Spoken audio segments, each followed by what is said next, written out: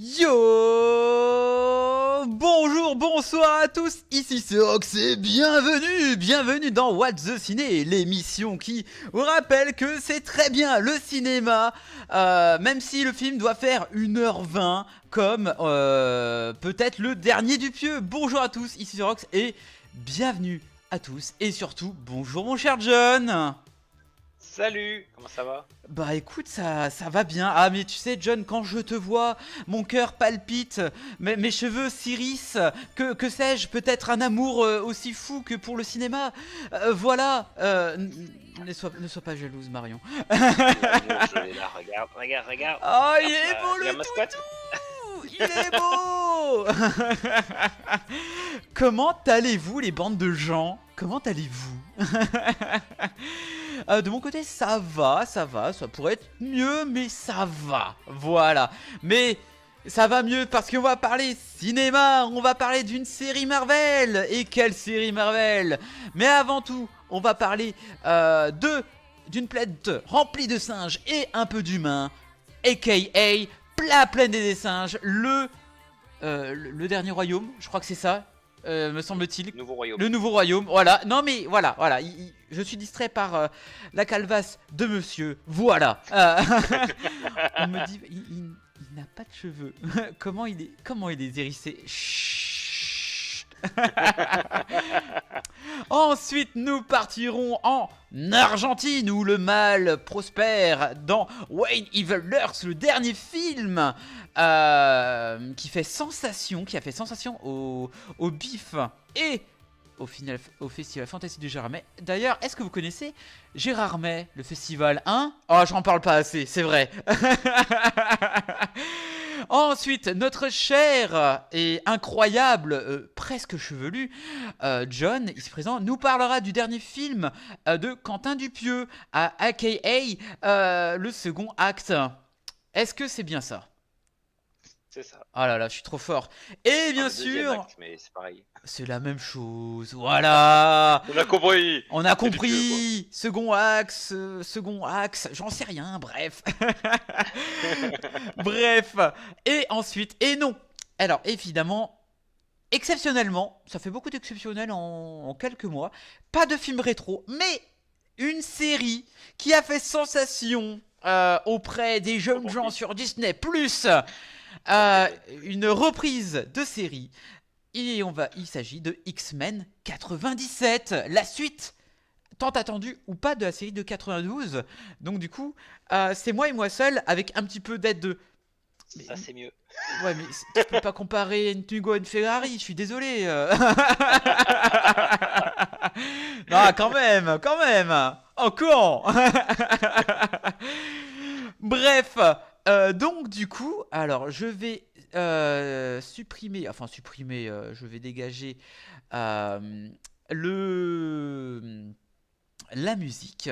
Voilà, donc j'espère que le programme va vous plaire, et parce qu'on en a à manger. Mais bon, je veux pas dire, mais John a quand même mal fait son boulot. Il a préféré voir un très mauvais film que plutôt de films ou de séries plutôt sympathiques, hein. Mais bon, monsieur se fait vieux, voilà.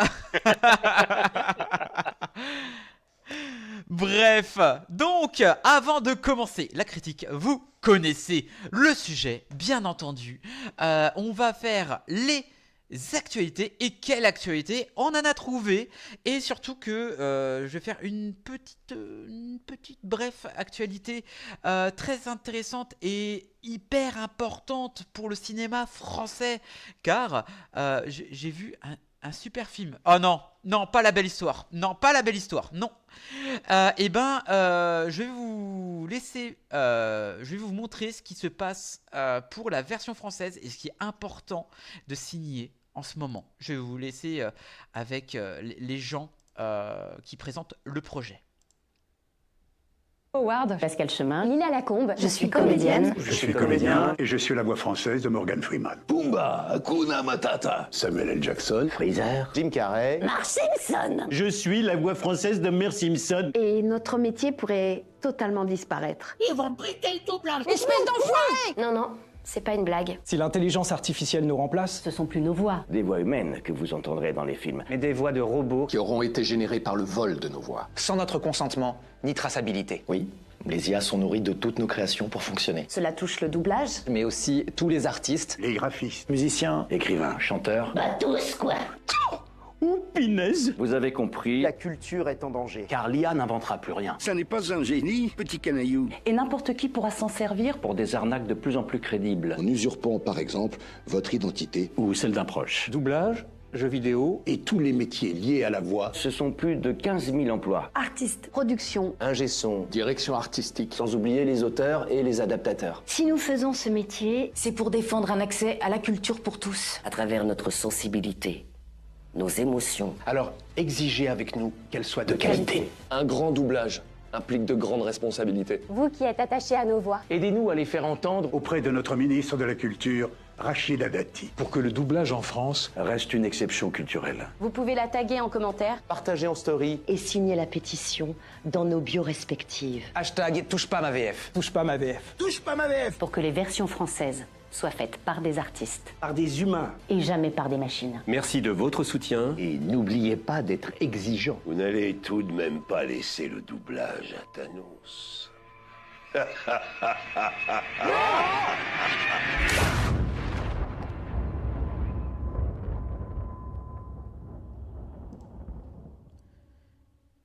Bonjour, je suis... Donc du coup voilà, c'était le tout premier truc que je voulais partager parce que la VF est quand même, comme ils le disent, exceptionnelle. Combien de fois on entend la voix, enfin, qui résonne en nous quand on voit Sangoku qui fait un Kamehameha, que ça soit le petit, le grand, ou voilà, on a grandi avec des voix de VF et il faut protéger cette exception culturelle. Même s'il y a des gens qui disent « Ah, mais moi je préfère la VO !» Alors, on va me faire ta gueule, Jean-Kevin. Bref, voilà. Mais c'est hyper intéressant de se battre. Enfin, c'est pas intéressant, c'est survie quand même. En dehors de leur travail, c'est vraiment de protéger les voix qui nous ont bercés et voire même conserver ces travaux pour de futures voix qui vont traverser les âges et qui vont être entendues par des nouveaux oreilles en fait. Voilà, que même je pense au fils de Marion qui connaîtra peut-être jamais des nouvelles voix ciné, il connaîtra peut-être des voix d'IA, je l'espère pas. Et j'espère que ce gouvernement que j'aime beaucoup, n'est-ce pas Rachida Dati, j'adore Macron, je l'adore beaucoup, voilà, j'adore ce que vous faites. Surtout pour les pauvres. Et incroyable. Donc, protégez nos voix françaises. C'est bon, j'ai fait bien mon susboule? Ouais, merci.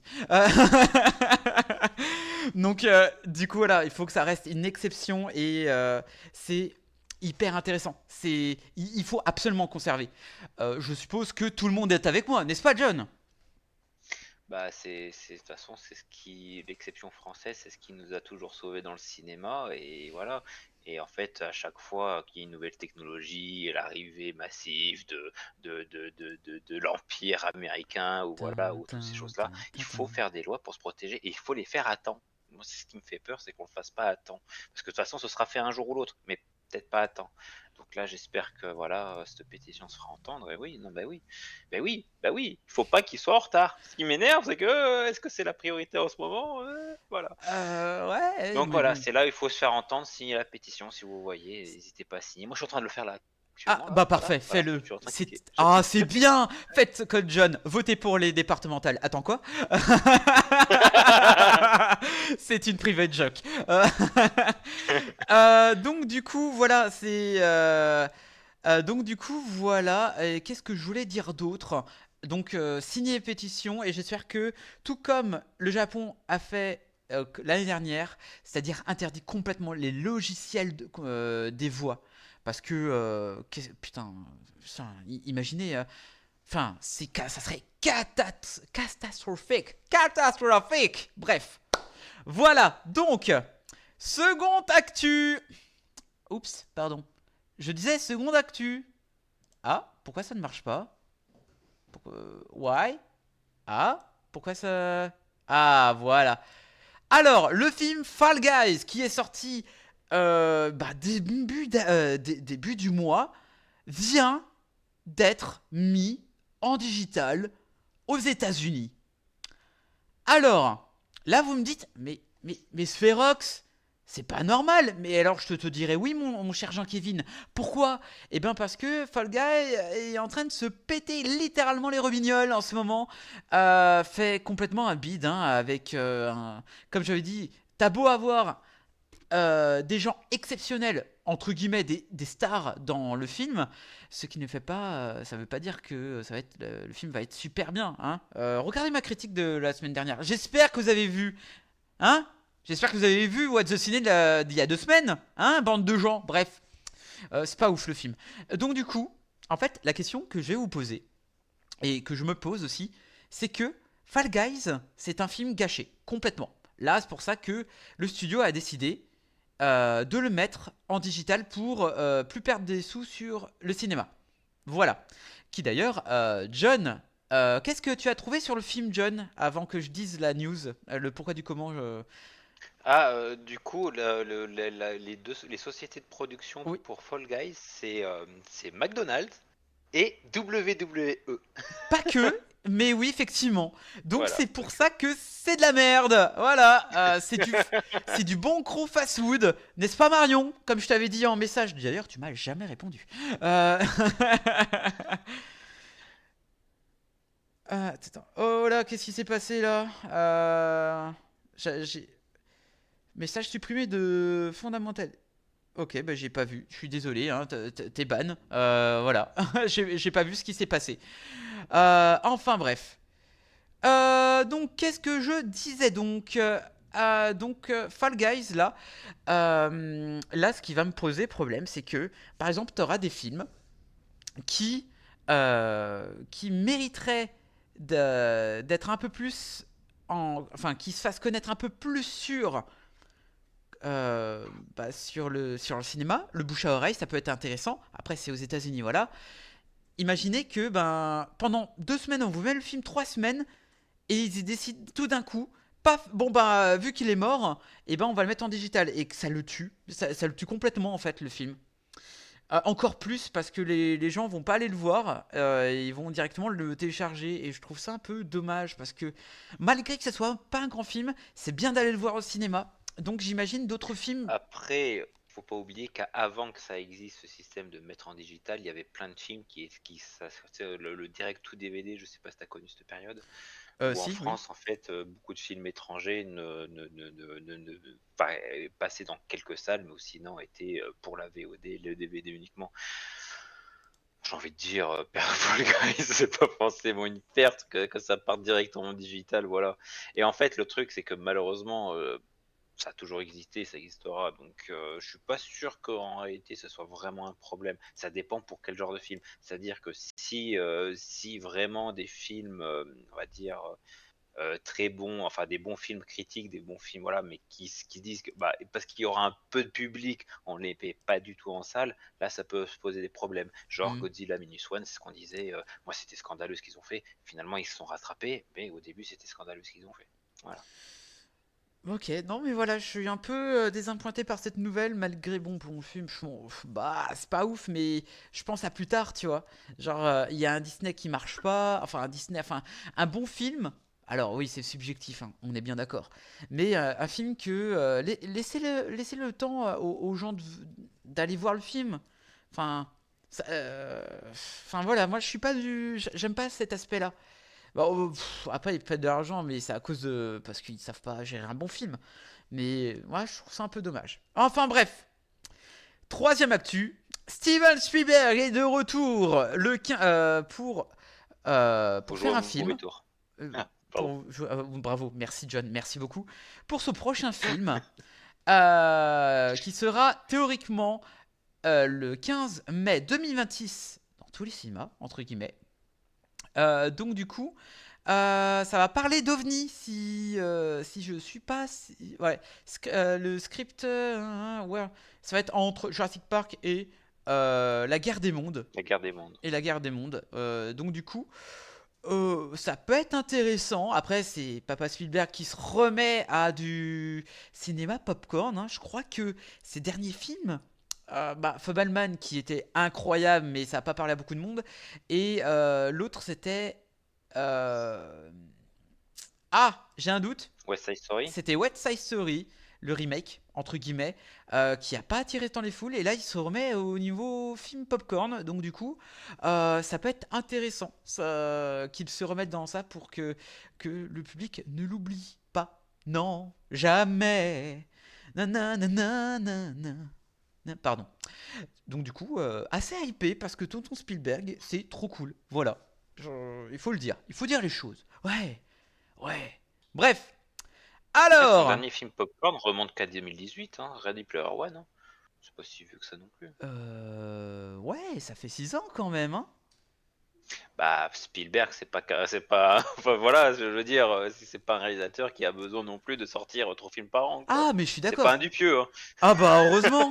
Oh, bah, lui, il fait de bons films. Pardon.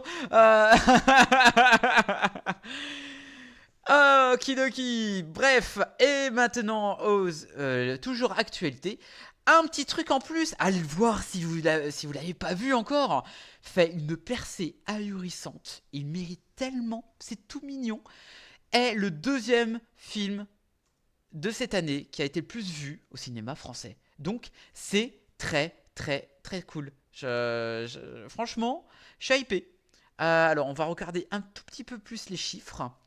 Hop, s'il te plaît. Voilà. Alors, en 3 semaines, je crois. 3 semaines, ouais. En 3 semaines, un petit truc en plus. À 3, plus de 3 millions d'entrées. C'est incroyable. C'est génial. Et va facilement, franchement, facilement atteindre les 5 millions. Et au moins, ça me fait du bien de voir un bon film. Être en 2e et bientôt en première place. Bah oui, il mérite mieux que Dune. Oui, faut le dire. Voilà. Oui, je sais, je balance toujours mon 16 sur Dune, mais voilà. Mais Pas d'accord, moi Dune, je trouve qu'il est à sa place. oh là là. Ouais, c'est ça. Ouais, beaucoup trop haut pour ce que c'est. Mais bon. Donc du coup, ce qui est bien aussi, c'est qu'un petit truc en plus balaye tous les films français qui étaient dans l'ordre de Cocorico qui était premier avec moins de 2 millions d'entrées. Il y a La Maison de Retraite 2 et Chien et Chat qui est franchement pas ouf. Mais ce petit truc en plus, c'est vraiment... Oh, c'est tellement bien. Je regrette de ne pas l'avoir fait en critique parce que j'aurais donné tellement d'amour, mais je l'ai vu que trop tardivement et je ne peux que vous le conseiller d'aller le voir. Pareil comme Nous les Leroy qui mérite tellement plus. Oui, la propagande Nous les Leroy ne s'arrête jamais. Voilà. C'est son coup de cœur de l'année, voilà. C'est un de mes coups de cœur de l'année. Ce n'est pas mon film préféré, mais c'est je crois que c'est un de mes films français de l'année. Enfin bref, et maintenant, dernière actu ciné. Évidemment, on en a parlé il y a un peu plus d'un mois. On a fait la petite critique de Beetlejuice, le premier. Et là est sortie la bande-annonce du 2e. Voilà, qui va sortir le 11 septembre. Voilà. Non, je ne ferai pas de blague sur les 2 tours. Non. Ma blague va se cracher, c'est pas de tout. Bref. Alors, c'est parti pour la bande-annonce de Beetlejuice 2. Preview. Be warned, it's intense.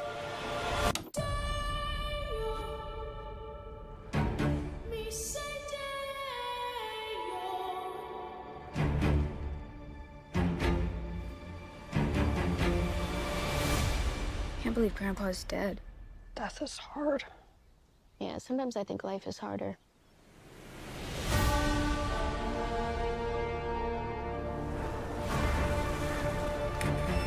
When I was a teenager, a trickster demon terrorized our entire family and tried to force me to marry him. I believed he was gone forever until you found this in the attic. Ew. Who's Beetlejuice? Don't ever say that name. Beetlejuice. No, Astrid! I am serious! If you say his name 3 times, he will appear. Beetlejuice. The juice is loose. I'm gonna make you so happy.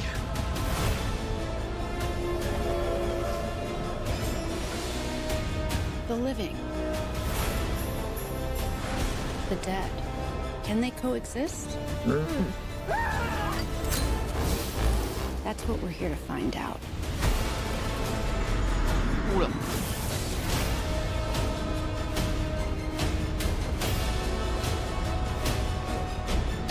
Where's Beetlejuice? Where's Beetlejuice?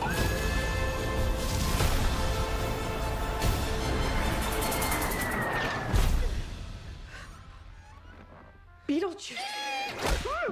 Feel free to express yourselves. Don't be afraid. You're a figment of my imagination. Really? Is this a figment of your imagination?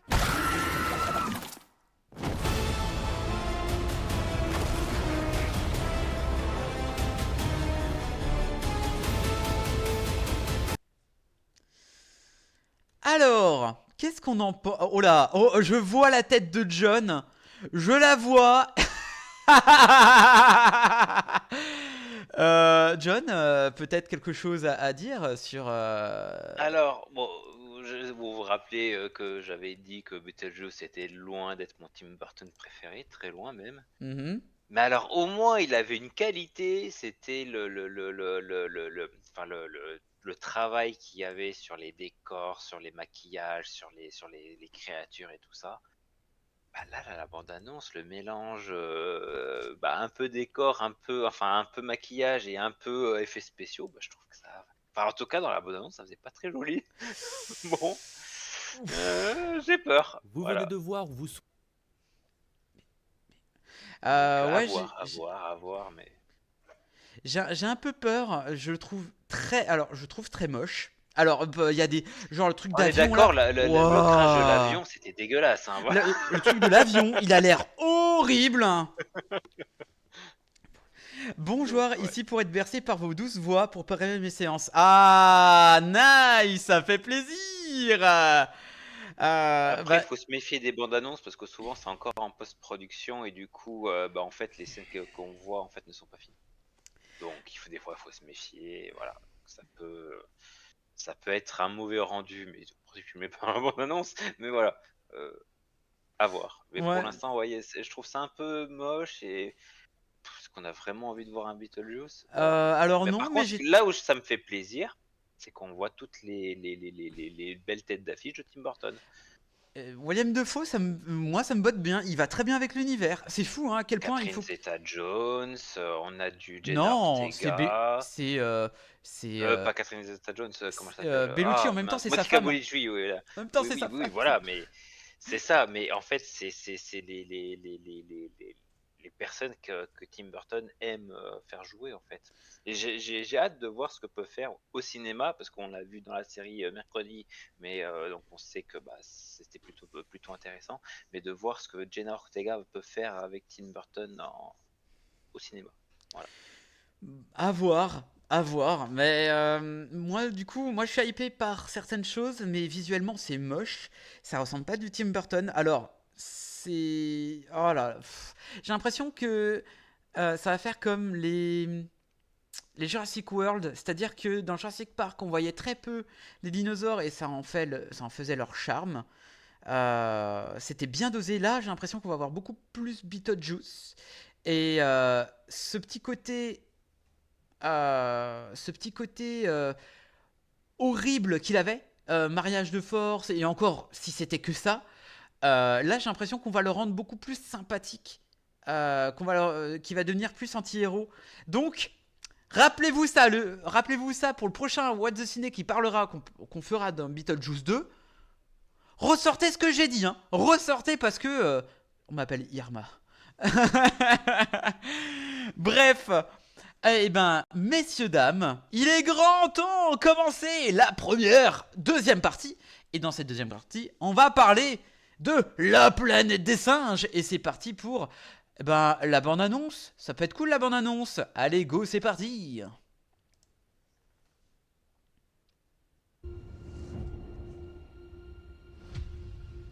connais le concept d'évolution.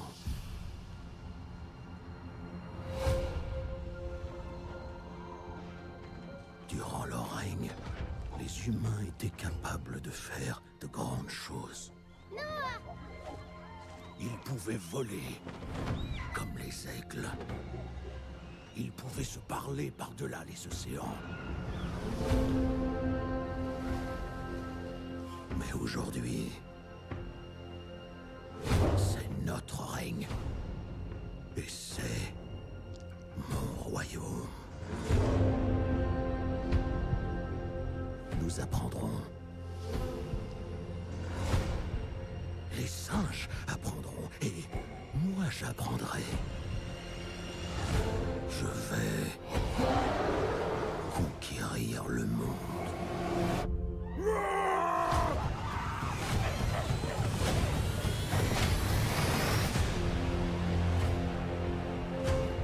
Selon la légende, les singes et les humains ont vécu côte à côte. Aussi improbable que ça puisse paraître. Pourquoi il la traque? Elle est plus intelligente que la plupart d'entre eux.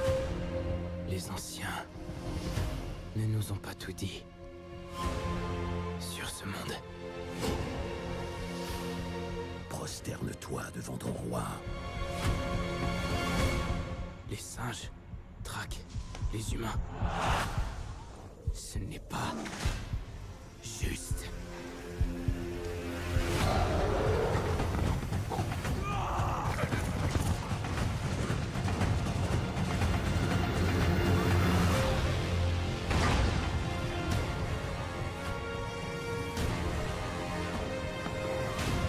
Ensemble, vous mourrez.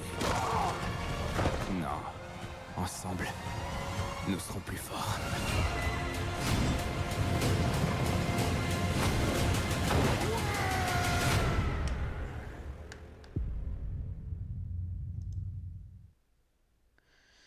Alors, hop, je quitte ceci et voilà.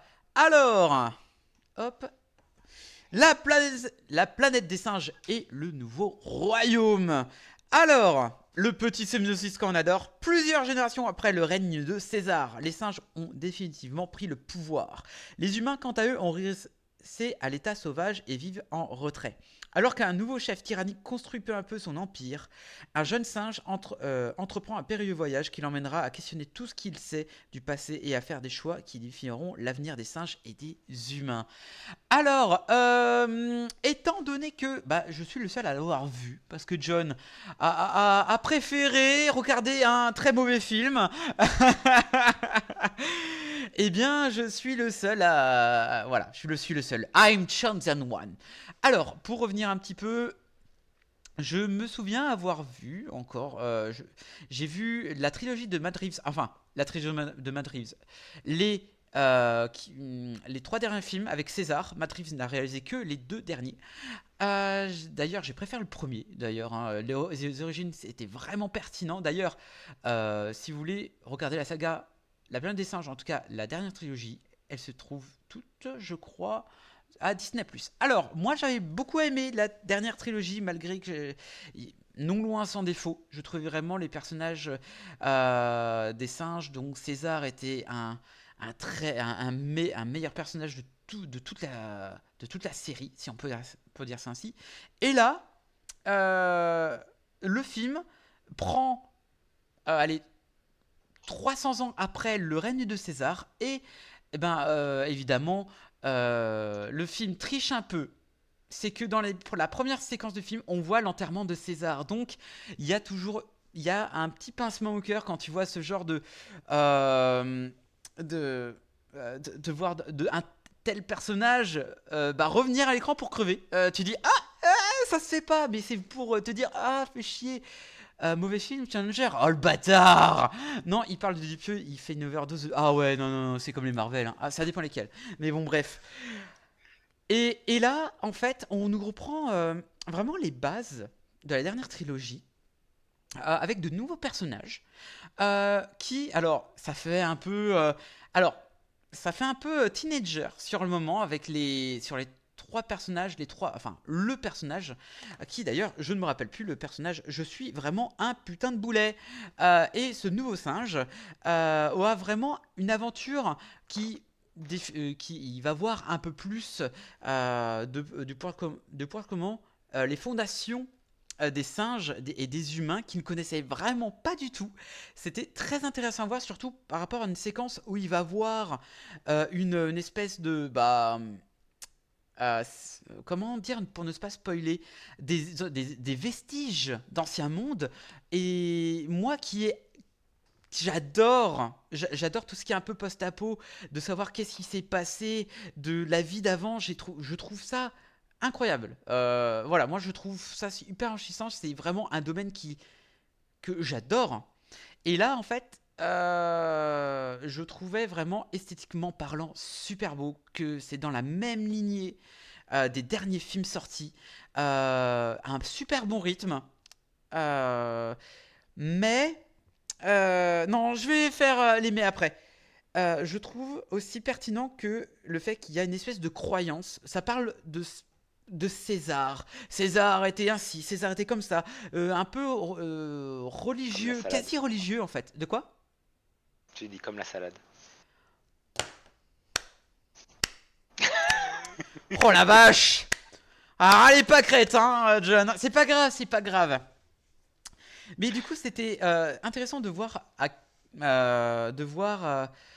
comment le monde a évolué et comment les singes aussi. Alors, le truc qui est aussi intéressant, c'est que les singes dedans, parlent, en fait, ont toujours la mimique des anciens singes, comme César faisait, c'est-à-dire faire le langage des signes. Ça relie encore un peu plus, ça ancre un peu plus dans la légende de César, de la trilogie, si on peut dire ça ainsi. D'ailleurs, il faudra peut-être que je me prenne en Blu-ray. Bref. Toujours pas vu, mais dans la bande-annonce, ça semble revenir au film des années 60, livre des... Oui, effectivement, alors, ça vient pas maintenant, mais c'est toujours en transition. On avait les origines dans les derniers films. Là, ça vient, et ce que je sais, c'était censé, avec les 3 films de César, c'était censé être sur 9 films. 9 films pour revenir sur les films des années 60. Voilà, que vraiment, les singes sont beaucoup plus humains et les humains sont beaucoup plus morts.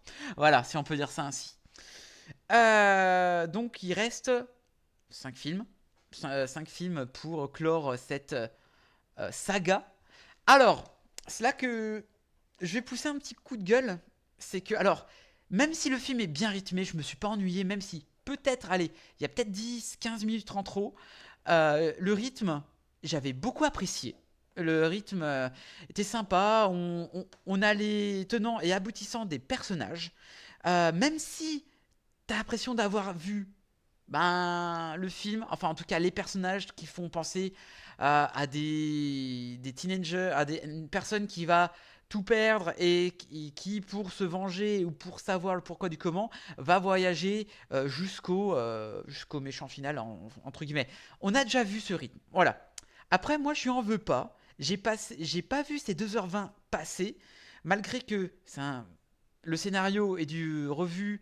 Alors, c'est un scénario revu sur les bases de la trilogie. C'est pour ça que moi, j'ai beaucoup apprécié qu'on revoie à peu près,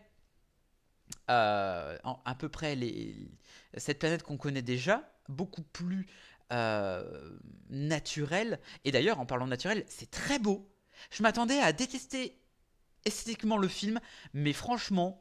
Rien à dire. Côté esthétique, c'est super beau. Les villes, c'est quasi du abandonné. Enfin, c'est vraiment du... La nature a repris ses droits et c'est super beau. Franchement, GG. Franchement, pour l'immersion, c'était total.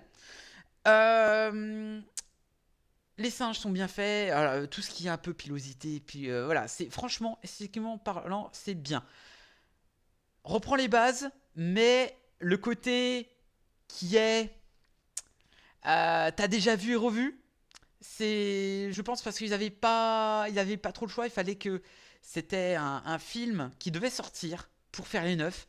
Et ils ont dit bon vu qu'on va faire ça, on va faire une intro. En fait, pour moi, je l'ai pas pris en termes qu'intro parce que il y avait quand même une histoire.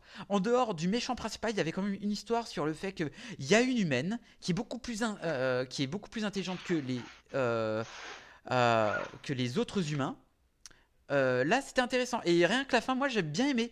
Alors, le fait que Pietro, ils sont tous atteints de décès aigus. Oui, bah effectivement, oui. Le truc qui m'a un peu rendu, mais c'est la gamine, c'est la fille qui est très intelligente. Je l'ai trouvée beaucoup trop nette, beaucoup trop pas assez Propre. voilà, trop propre. Et en fait, je me suis dit putain, il y a un truc qui va pas. Il y a un truc vraiment qui va pas dans ce qu'elle fait. C'est qu'en voyant, du coup j'ai pas vu le film, mais en voyant la bande-annonce, je me suis dit, mais est-ce que c'est pareil, comme ça arrive souvent, qu'en fait elle vient du passé, tu vois, dans les planètes des singes, c'est un thème récurrent, tu vois, que voilà, qu'elle vient de l'ancien monde, et que voilà, du coup, parce que j'avais l'impression aussi qu'elle avait des habits, des vrais habits, les autres non, les autres humains. Bref, c'est bizarre. Oui, effectivement. Et là, je me suis dit putain, il y a un truc qui ne passe pas. Il y a quelque chose d'étrange. J'ai retrouvé le nom, c'est Nova ou May. Voilà, May, Nova, on va l'appeler Nova. Voilà. Lys, vraiment, côté. On voit d'autres humains dans le film. Tu te dis, ah putain, ça fait très homme des cavernes. Et elle est toute propre. Mais c'est expliqué. Voilà, c'est expliqué à la fin du film. Tu te dis, ouais, ok. Et j'ai beaucoup apprécié la fin du film sur le fait que c'est pas qu'une intro. Parce que, certes, ça réintroduit le monde qu'on avait connu, beaucoup plus vieux, avec une petite, évidemment, avec un petit twist à la fin, et une espèce d'aventure de rêverie. Moi, je l'ai vu comme ça par rapport à un télescope. Moi, ce clin d'œil, j'ai bien aimé ce genre de petit clin d'œil pour voir la suite, qu'est-ce qui va se passer. C'est pour ça que c'est une bonne intro, mais par rapport à ce qu'on a eu en message sur l'esclavage, sur le destin, sur les différents messages qu'on a eu sur les précédents films, et je ne compte pas que la trilogie, aussi sur les années 60 et autres, là, le film est beaucoup plus popcorn que message. C'est pour ça que je pense que ça veut attirer à beaucoup plus un nombre important de personnes. Et le message peut être après. Et je croise je croise les doigts pour que les suites qui arrivent seront beaucoup plus intéressants sur la construction des personnages, sur le message qu'ils veulent proposer. Déjà que, niveau des messages, la planète des singes a apporté son lot sur les différents films. Là, pour y compléter, voire même rajouter beaucoup plus ce qu'il ne faisait, je leur souhaite bonne chance. Vraiment. Mais bon, voilà, c'est Tim Burton à part. Aïe, aïe, aïe. Enfin bref, voilà. Après, il y en a qui vont dire que... comment s'appelle le singe Noah. Noah, il est fade. Il est fade, mais moi je le trouve pas si fade. Je le trouve comme un Luke Skywalker, voilà, qui va comprendre son destin, etc. Bon, il y a quelques Deus Ex Machina. Il n'existe pas celui-là. Et ce qui était intéressant, voilà, quand vous allez le voir, ou si vous l'avez vu, fun fact, Proximus César, alias celui-là qui se proclame empereur, etc. Le réal a dit que les traits de Proximus César, il a pris sur les traits de Elon Musk. C'est très drôle. Voilà, c'était la petite fun fact de l'émission. Wouh, pardon. Du coup, voilà, mis à part, la musique est pas incroyable. On sent que peut-être, je sens des potentiels. Il y a des personnages qui vont revenir. C'est une bonne intro. Je pense que vous allez passer un bon moment, même si vous avez déjà vu ce film, mais vous allez en prendre plein les mirettes. Voilà.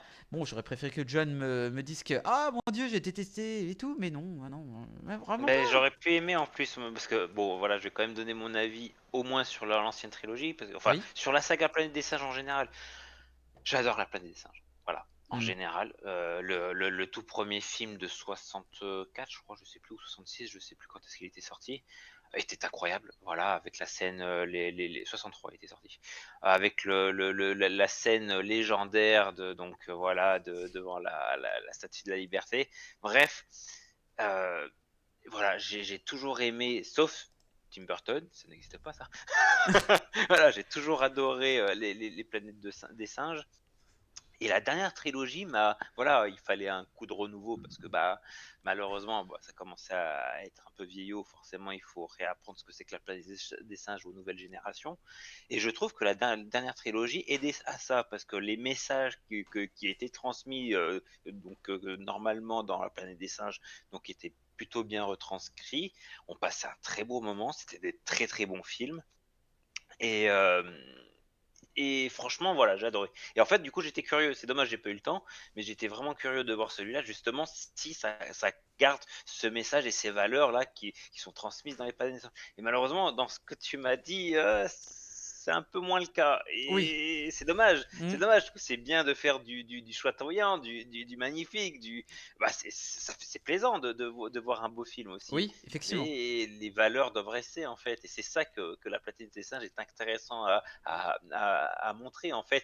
Qu'est-ce qui se passe quand on inverse les choses? Est-ce que les valeurs sont les mêmes? Et voilà, qu'est-ce qui ressort des valeurs humaines? Et c'est dommage si tu me dis que on perd un peu ce genre de message-là. Voilà. Mais bon, je le regarderai quand même, je me ferai mon propre avis. Et de toute façon, si comme tu le dis, c'est qu'une intro, peut-être qu'après les prochains films vont rattraper ça aussi. Après, par rapport au fait de constitualiser, ça fait déjà 9 ans que le dernier film est sorti. Putain, 9 ans, putain, je me rappelle comme si c'était hier. Donc, il faut à la fois inviter les nouveaux spectateurs qui n'auraient pas vu la trilogie et ceux qui l'ont vu. Je suis bien. En fait, je rejoins je rejoins vraiment. Il faut que je le voie pour donner mon avis. Ah, évidemment, évidemment. Tout comme nous, les Leroy. Pardon. Toujours la propagande, toujours. Mais voilà, c'est une intro. Mais étant donné qu'on a eu meilleure intro, voilà, c'est comme j'avais dit à Seven par exemple pour Doctor Who. Là, on a regardé les premiers épisodes du dernier Doctor Who. Enfin, du dernier Docteur. Ouais, l'intro est pas incroyable. Enfin, c'est sympathique, mais pas incroyable. Alors que dans d'anciens, comme Matt Smith, c'était incroyable. C'était vraiment bien. Voilà. Forceur. Moi, forceur? Non, jamais. Mais donc du coup, voilà. J'espère qu'on va pas nous prendre pour des jambons, pour buvette qu'on est, pour des homo sapiens. Tant que c'est pas McDonald's et WWE, ça doit être pas trop mal non plus. Ouais, c'est pas trop mal. Mais merci pour l'info, hein, c'est sympathique. Vous en apprendrez tous les jours, même dans What the Ciné. Voilà. Donc du coup, voilà, j'avais dit les croyances, c'est bien rythmé. Le côté religieux, c'est un petit peu, mais voilà, je pense que ça aurait pu faire, allez, 10-15 minutes en moins, parce que des fois tu te dis, ouais, et d'ailleurs, il y a un truc qui m'a complètement pété, c'est que t'as un acteur qui joue dans Shameless, je sais pas si vous connaissez la série, qui est alcoolique à souhait, et là on le retrouve dans le film, j'avais oublié de te le dire, on le retrouve dans le film, il sert pas à grand chose, en fait il y a des choses que tu te dis, il y aura confrontation. Oui, et à la fois non, mais vous verrez, vous verrez, mais c'est très drôle de le voir dans ce film-là, surtout dans un tel rôle. Mais bon, je garde ça là, au calme, voilà, au calme, allez, voilà. Voilà, j'ai quand même passé un meilleur moment devant ce film que sur Dune 2, voilà, une populaire opinion. Au moins le singe il disait pas I'm chosen one, j'ai un balai dans le cul. Pardon, désolé, pardon, ça c'était encore une petite pique, je suis désolé. Hein. On n'arrête jamais les propagandes. Ah, je vais faire maintenant Serox, n'arrêtez jamais vos propagandes. Bref, en tout cas, je vous conseille d'aller faire votre propre avis pour le film parce qu'il mérite quand même son petit visionnage. Je ne pense pas que vous allez vous faire chier. Vraiment, voilà, j'ai passé un très bon moment. Je l'ai vu, je l'ai pris comme un... Ah, merci John! Yeah! 28 mois, c'est incroyable. Voilà. J'avais oublié de le faire au début de l'émission. Voilà. Pietro, tu pourrais faire la même chose hein, aussi. Hein, forceur. donc du coup, voilà. Moi, je l'ai pris comme une aventure de jeu vidéo. Voilà, je l'ai pris comme quoi, ben, pour moi, c'était à peu près comme ça. Moi, je l'ai, mais parce que je sais pas, j'étais d'aplomb, je m'attendais à détester, j'ai bonne surprise. Malgré que, bah, plus que popcorn que message. Mais voilà, voilà, allez le voir. Je pense pas que vous allez être déçus. Voilà, faites votre propre avis. Maintenant, ladies and gentlemen, on va changer d'ambiance. Oui, voilà, un truc un peu plus terne, parce que, voilà, j'ai décidé de mettre un peu plus de noirceur dans votre cœur. Un peu plus de rouge. Noir sur noir, il n'y a plus de... Pardon, slogan Serox le forceur, allez voir, nous les Leroy. La propagande s'arrête jamais. Bref, il est grand temps qu'on parle du meilleur film d'horreur de cette année, en tout cas pour le moment. Je vais vous parler de Wayne Evil Lurks, et c'est parti pour la bande-annonce.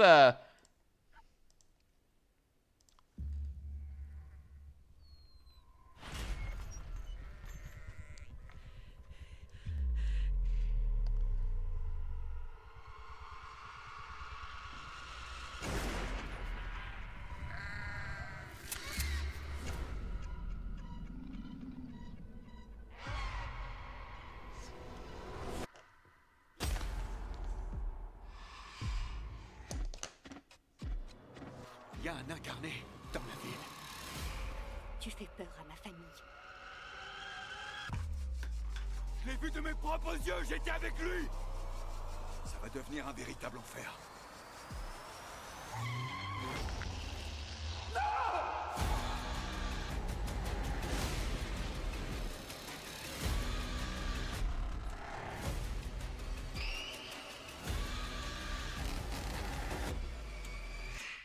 On doit trouver la bête avant qu'elle ne vienne au monde.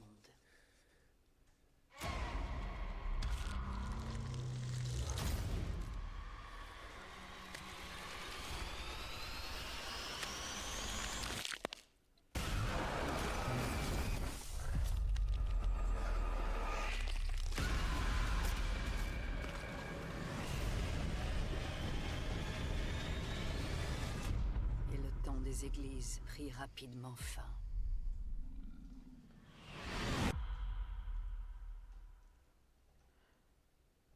Oui. Oui. Attendez que je fasse... Ah putain, il y avait aussi le... Bon, c'est pas grave, hein, mon annonce, ça sera pour plus tard. Alors Serox propose à l'Éducation nationale de m'accorder le budget à Beau. Ah bah oui, mais ça passe. Alors, changement de ton. Alors, après avoir découvert un cadavre mutilé près de la propriété, deux frères apprennent que les événements étranges survenant dans leur village sont causés par un esprit démoniaque qui a élu domicile dans le corps purulent d'un homme. Le mal dont souffre ce dernier ne tarde pas à se répandre comme une épidémie affectant d'autres habitants de la région. Alors, je suis trop content de vous parler de ce film. Allez voir. J'ai eu de la chance d'aller le voir en avant-première au Festival Fantastique du Gérardmer. Est-ce que je vous ai déjà entendu? Est-ce que je vous ai déjà parlé du Gérardmer? Non, je crois pas. Ah, c'est dommage. Alors, eh bien, Wayne Evil Lurks a été primé au BIF à Gérardmer et à d'autres festivals que je n'ignorais pas. Dans le Pass Culture, tiens, mis à part, je n'ai pas entendu parler du film, il a l'air trop bien. Oui, s'il veut qu'on aille le voir, il n'y a pas de problème. Ou alors, tu viens chez moi et on le regarde. Voilà. Donc du coup voilà. Euh, donc When Evil Lurks, c'était cette petite pépite de film d'horreur que tu ne vois que très rarement. Un film d'horreur gore à la Evil Dead, mais qui te prend pas pour un jambon. Et c'est hyperment bien, c'est satisfaisant, c'est surprenant. Il y a des scènes allez, on va dire, il y a facilement 2 scènes qui me restent en tête. Mais vraiment, genre la scène de la hache que vous voyez sur votre écran. La scène de la hache. Il y a la scène du chien qui m'a... Alors, j'étais comme ça, je regardais. J'étais au cinéma et tout... Mon Dieu. J'ai été... alors, quand vous allez au cinéma, vous devez ressentir des émotions, de la peur. Et là, j'ai ressenti... Ah là là, du dégoût, du gore, de la peur. J'ai dit, mais ça s'arrêtera jamais. Une espèce d'épidémie de démons qui est... Ah mon Dieu, c'est un truc... voilà. Niveau effet, c'est incroyable. Cette proposition, mais avec les euros du con... peu de temps dispo. Oh, ça va, à 1h du matin, tu viens en catimini chez moi, ça va, ça passe. Mais... du coup, en fait, ce qui était intéressant, c'est que le réalisateur a voulu passer un petit message en dehors du mal. Il a voulu mettre en lumière le fait que les petits villages étaient abandonnés par les grandes villes par rapport au combat aux pesticides. Et donc, du coup, ça polluait les hommes et les femmes, voire même les enfants. Et donc, il s'est dit, tiens, et si, avec à base de pesticides et tout, eh ben, je vais faire un film pour critiquer un peu le capitalisme, un peu tout ce qui est un peu le laisser-faire de la pesticide et tout. Et là, le film a réussi, en tout cas sur sa première partie, à être innovant, à être vraiment à fond dedans. C'est vraiment, ça prend pas le... alors que dans différents films, ça peut prendre son temps. T'as vraiment, genre par exemple, je vais prendre un film comme, je sais pas, Evil Dead, le premier. Il y a la super intro qui est hyper intéressante. Voilà, vous en souvenez tous d'ailleurs. Très bon film, allez voir Evil Dead Rise, c'est super. Voilà. Et, enfin, je crois que t'avais bien, John, me semble. Hein. Oui. Oui, merci beaucoup, au revoir. Pardon. Oui, moi j'ai bien aimé. Après, ça reste dans le principe des premiers Evil Dead. C'est pas aussi bien, forcément, ce sera jamais aussi bien. Mais voilà, c'est quand même intéressant à voir, à regarder. Voilà, c'est ce que j'avais dit.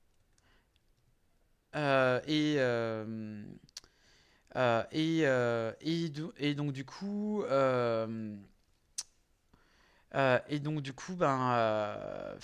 il y avait quoi d'autre? Il y avait vraiment ce petit côté. Ben là, en fait, ça prend, la scène prend.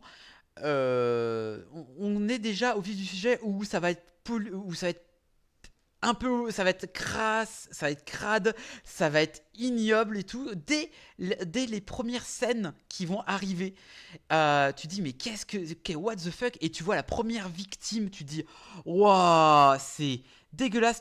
Quand tu ressors de la séance, tu te sens crade, t'as pas faim, tu te dis oh mais qu'est-ce que je viens de voir? Et en fait, t'as tout le premier acte du film, et voire même deuxième acte, qui est beaucoup dans l'explosion de la maladie. L'explosion de la maladie, et c'est là où le film te prend vraiment à gorge, en fait, qui manque pas de mordant. Et tu dis, waouh, c'est incroyable. Et là, et en deuxième partie, le film se calme un peu et ça va aller beaucoup plus sur tout ce qui est religion, sur la croyance et tout. Mais tout en apportant ce petit côté gore et fantastique. Et ça fait en contrebalance et ça fait sur le côté vraiment humain. Bon, on peut parler un peu de la fin qui est un peu... Ah non, on va pas parler de la fin, hein, mais voilà. Qui est un peu pas raté, mais tu sais ce qui va se passer parce que tu connais le personnage. Et on va parler des personnages. Le personnage qu'on va suivre, en fait, sont vraiment des idiots. dans le sens où on a l'habitude d'avoir soit des héros, des anti-héros. Là, on a vraiment des personnages qui réfléchissent pas, en fait. Mais on leur veut pas parce qu'ils paniquent. Et en fait, c'est vraiment ce petit côté de mec paniqué. Ça peut arriver à tout le monde, malgré que la panique, qu'est-ce que la panique pourrait nous faire faire? Et ça, le message, c'est super bien amené, c'est génial, waouh, c'est génial. Merci Rêve Zelda, merci beaucoup. Mais waouh, j'ai surprenant. Alors, si je dois résumer le film, c'est surprenamment gore et la fin est tellement c'est crade, c'est virtueux, c'est plus dans le mystique à la fin, sans perdre autant le fil. Voilà. En fait, ça commence par une chute vers les enfers et tu remontes, mais pas vraiment. En fait, tu stagnes dans les enfers. Donc, tu t'habitues au fantastique, mais voilà, tu as peur au départ et ensuite tu côtoies ce côté paranormal, comme un Evil Dead. Mais c'est plutôt bien amené. Voilà. C'est tout ce que je pourrais dire. En tout cas, d'après ce que vous voyez dans la bande-annonce, il y a vraiment ce côté symbolique. Ce symbolique qui est, là vous voyez dans la bande-annonce, le mec qui va mettre le fusil sur la tente, sur la tête d'un animal, un bouc, et en fait tout ce petit côté jeu d'image avec ces cornes sur la tête de la personne qui fusille, c'est vraiment esthétiquement bien parlant. T'as des images où le mec qui se croit, enfin un des personnages qui se croit débarrassé du mal, mais en fait tout n'est qu'illusion à cause de ce qui se passe à l'extérieur. Mais pour lui, non, tout va bien. Et finalement, il va se ramasser, ces personnages-là vont se ramasser d'une tempête, mais une shitstorm qu'on appelle dans le milieu. Voilà. Alors, des rednecks texans, argentins, pardon. Ouais, si, bah c'est presque ça, oui, c'est presque ça. Mais vraiment, visuellement, artistiquement, surprenant. Voilà, j'aurais tellement aimé parler de ce film à pouvoir construire encore un peu plus ma critique avec des gens qui l'ont vu, mais malheureusement ici je suis le seul. Voilà, malheureusement personne ne voulait le voir. Moi j'ai du mal à regarder, de toute façon voilà, moi j'ai du mal avec le cinéma d'horreur et les films d'horreur en général. C'est très très rare que j'aime les... Enfin, il me faut de très bons films d'horreur. Mais celui-là, en fait, il a quand même attisé ma curiosité, donc je veux voir. Mais en fait, ça me fait peur parce que c'est autant rassurant quand tu dis, bah en fait, une fois que tu as vu le film, tu te sens sale. C'est autant rassurant, tu dis, bah c'est que c'est réussi. Oui, mais c'est Et réussi. ça intimide un peu. Je me dis, bah moi qui n'aime pas trop les films d'horreur, je vais pas trop. Mais en fait, et je pense que ça doit être un très bon film. En fait, cet Oui. état-là, en fait, c'est aussi ce qu'on veut rechercher. Mais voilà, moi j'aime pas avoir peur. Ah, voilà, j'aime pas me sentir sale, donc mais je le regarderai, hein, c'est sûr, je le regarderai. Alors, Pietro, je pige pas, il est sorti en octobre. Alors, il est sorti le 6 octobre en Argentine et dans d'autres pays. Et il est sorti en France en 2024. Ouais, 2023, Argentine, effectivement. Oui. Et ouais, il y en a qui ont de la chance de le voir. Je crois que le BIF, je crois que c'était en novembre dernier, je crois, si je me trompe pas, c'était en Belgique. Je crois, hein, moi, le BIF, c'est en Belgique, effectivement. Et c'est pour ça qu'il y a évidemment, parce que c'est la boîte de pro, c'est tout ce qui est, vu que c'est pas un film c'est pas un gros film comme aux États-Unis et tout, et donc il va pour passer en France, ça va être un peu plus long que les autres. Voilà, tout simplement. Mais pour nous en France, il est traité en 2024. Voilà. Donc, Je ne peux encore que vous conseiller d'aller le voir au cinéma, ou alors d'aller le voir sur d'autres sites, mais allez le voir au cinéma, donnez de la force à ce film. Vraiment, ça serait dommage de rater une si belle occasion. Vraiment. Bon, après, il n'est pas dans tous les cinémas, malheureusement. Il est du côté de Dijon, il est qu'à Olympia. Ouais, il est qu'à Olympia, un cinéma sur 4. C'est pas ouf. Et il a pas beaucoup de séances. Donc du coup, faites votre propre avis, ou alors parlez-moi pour l'avoir plus rapidement. Mais bon, ça me ferait chier. Bon, et ben, j'en ai fini avec les critiques. Allez le voir, c'est vachement bien. Comme nous les Leroy. N'oubliez jamais la propagande. Déjà, c'est argentin et c'est un film de genre. Donc oui, c'est compliqué. Ça complique les choses. Même aujourd'hui, c'est dingue. Mais je le vois bien en studio à 24. Hein. À 24, ils ont le potentiel. C'est dommage. Enfin bref, c'est un peu triste, mais bon voilà.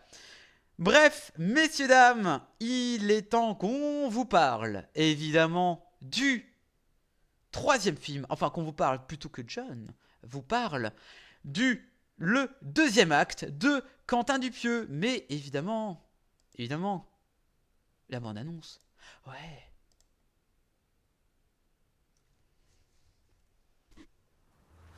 Alors, l'histoire du film, c'est l'histoire de mon personnage, David, qui est un homme très séduisant, très convoité. Mais je préfère pas vous en dire plus parce que je dévoilerais trop. Non, pardon, non.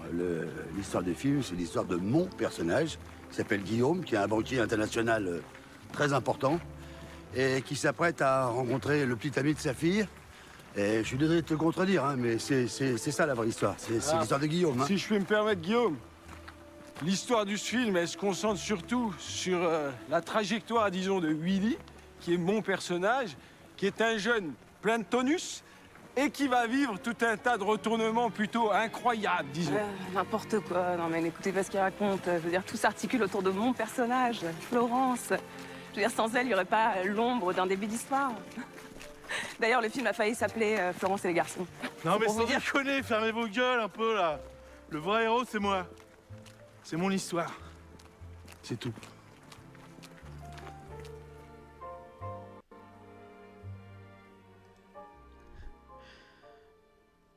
Même la bande-annonce est bof. Mon Dieu.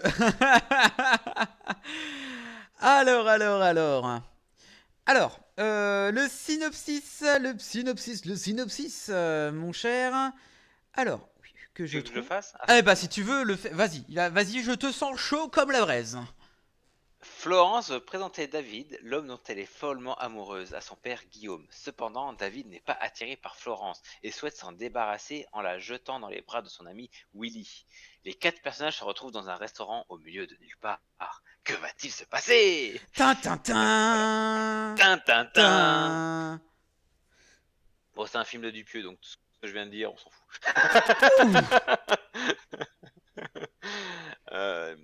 Voilà, donc alors, je vais parler de ce film. Donc, bon, bah, moi, bien sûr, vous connaissez mon amour pour les films de Dupieux, en général. À part Dali, que j'ai vraiment pas réussi à...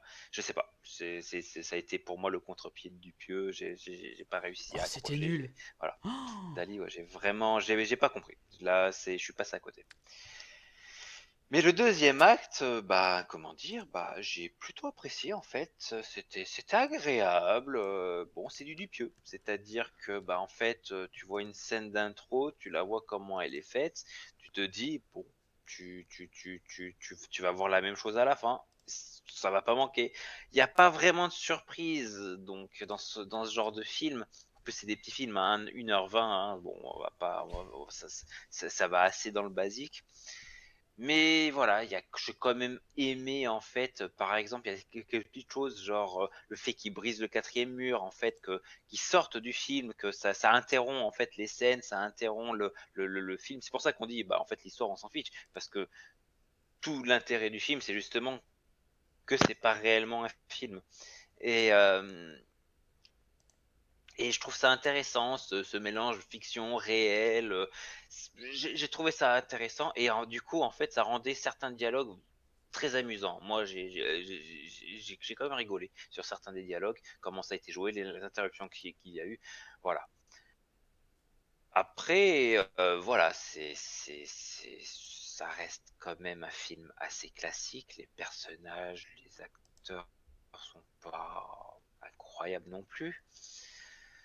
C'est voilà, j'ai presque en fait même pas été surpris par on va dire l'élément de surprise qu'il y a à un moment dans le film avec l'un des personnages qui lui arrive, on voit une tension dramatique, sauf que bah, quand on connaît Dupieux, on sait que ce qui se passe à chaque fois à ces moments-là, il y a toujours soit un retour en arrière, soit... En fait, et ça m'a presque déçu. Là, ça m'a déçu, c'est parce que bah, plus je vois du Dupieux, moins j'ai la surprise. Ce qui est arrivé à m'épater en fait dans Dupieux, c'est la surprise. Genre, bah voilà, bon, je vais pas spoiler non plus, mais la fin de Mandibule, ça m'avait l'élément pouf qui tombe comme ça d'un coup. Je me dis, voilà, cette surprise-là m'a fait le générique qui tombe juste m'a fait éclater de rire. Sauf qu'aujourd'hui, je me rends compte que bah cette surprise-là sur Dupieux, j'arrive plus à la voir.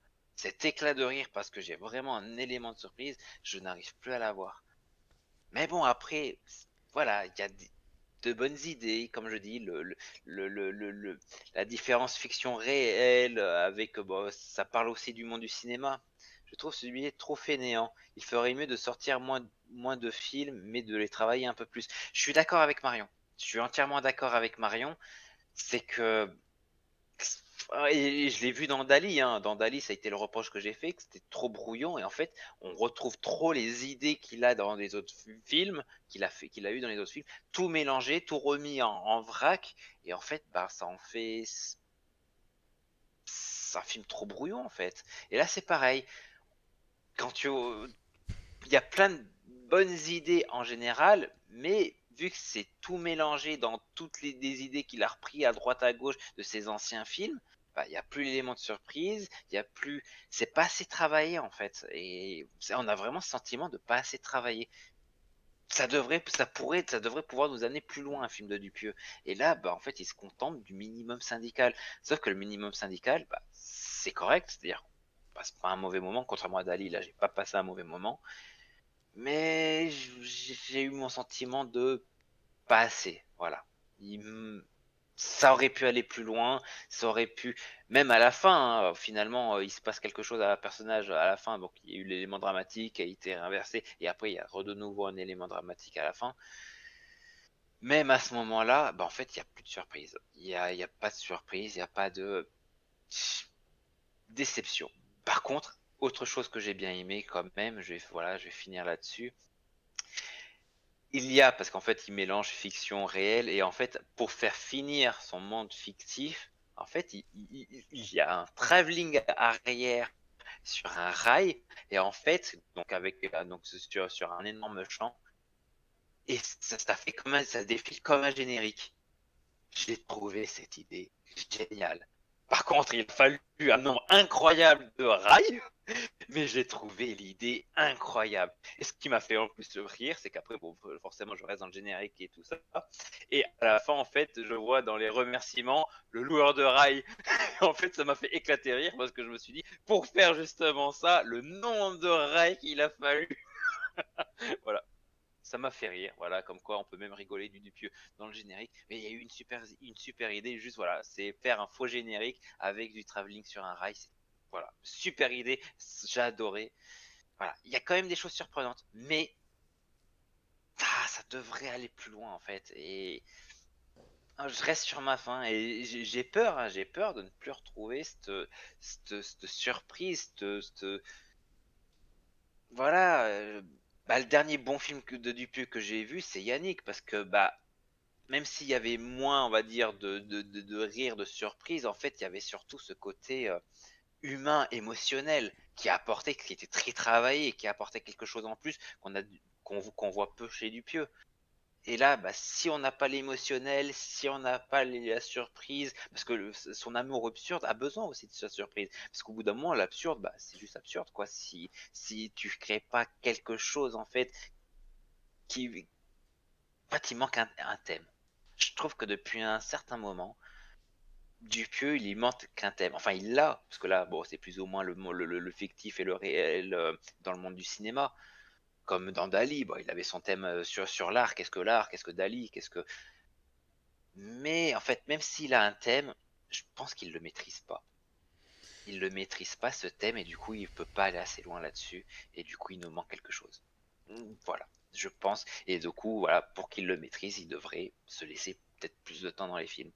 Et donc, c'est pour ça que c'était rigolo quand tout à l'heure on parlait de je sais plus qui Spielberg et tout ça, et je l'avais dit ouais bah, c'est pas Dupieux. Parce que ouais, Dupieux, bah il prend pas le temps pour faire ses films. Hein. Ça, Il en c'est fait sûr. genre 2-3 par an quoi. C'est dommage et voilà. C'est un bon réalisateur qui a fait des bonnes choses. Et j'ai peur de. Mais je comprends en fait que toi, Spherox, tu as eu une overdose et j'ai peur que ça va finir par m'arriver aussi. Hein. Donc j'espère que ces prochains. C'est pas un mauvais film, mais j'ai envie de retrouver du grand Dupieux en fait. Donc prends son temps. Et ce qui m'énerve le plus, c'est que le dernier bon film qu'il a fait, donc pour moi, c'était Yannick. Mhm. Et c'était un film brouillon qu'il a fait. Et en fait, si j'ai un peu de temps libre, je ferai ça. Et finalement, ça a été son film le plus abouti dernièrement.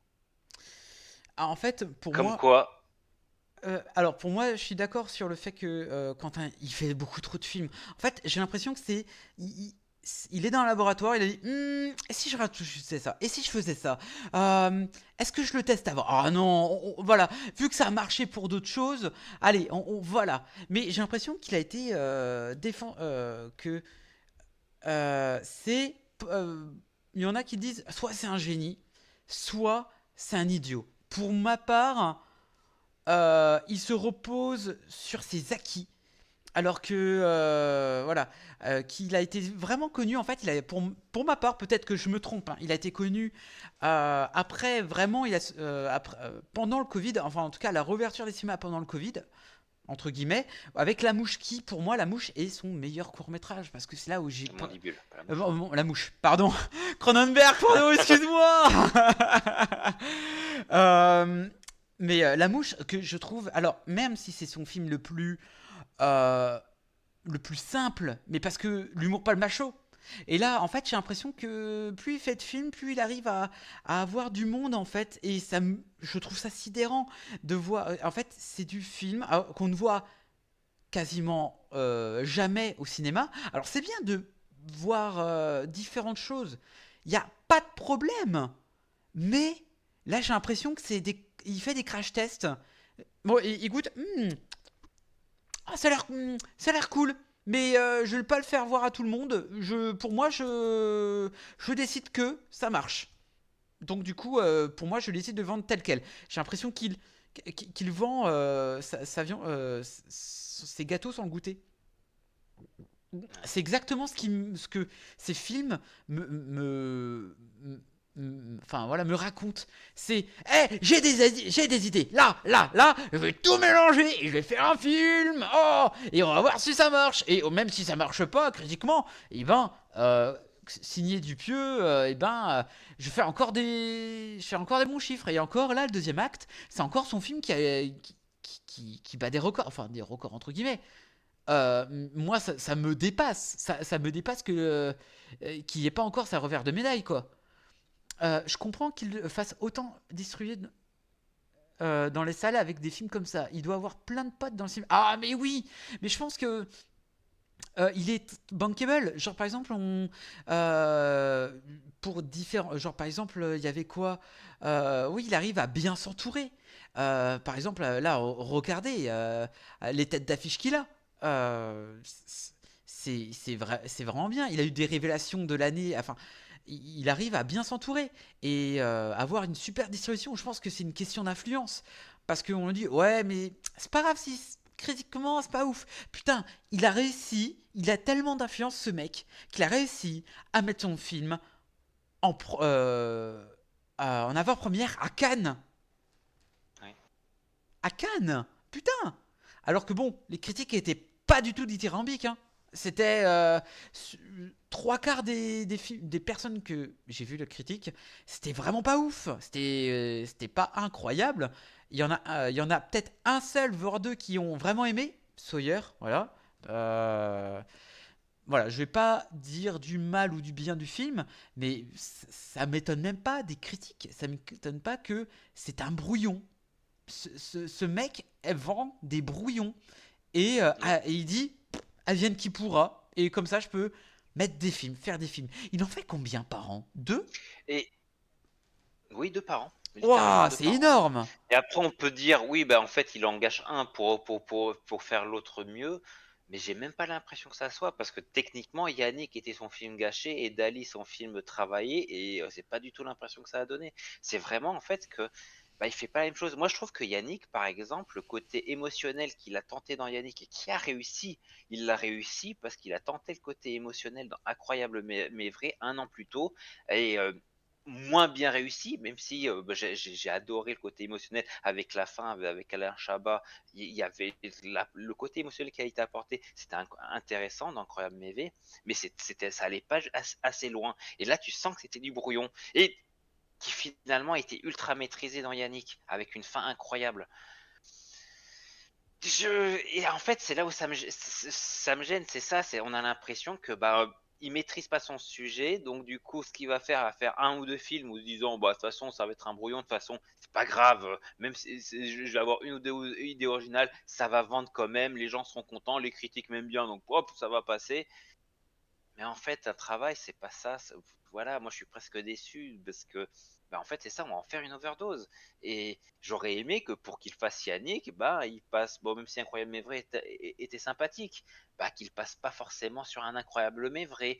Peut-être que ce film-là, il aurait pas dû le sortir et du coup attendre 1 an de plus pour sortir son film abouti.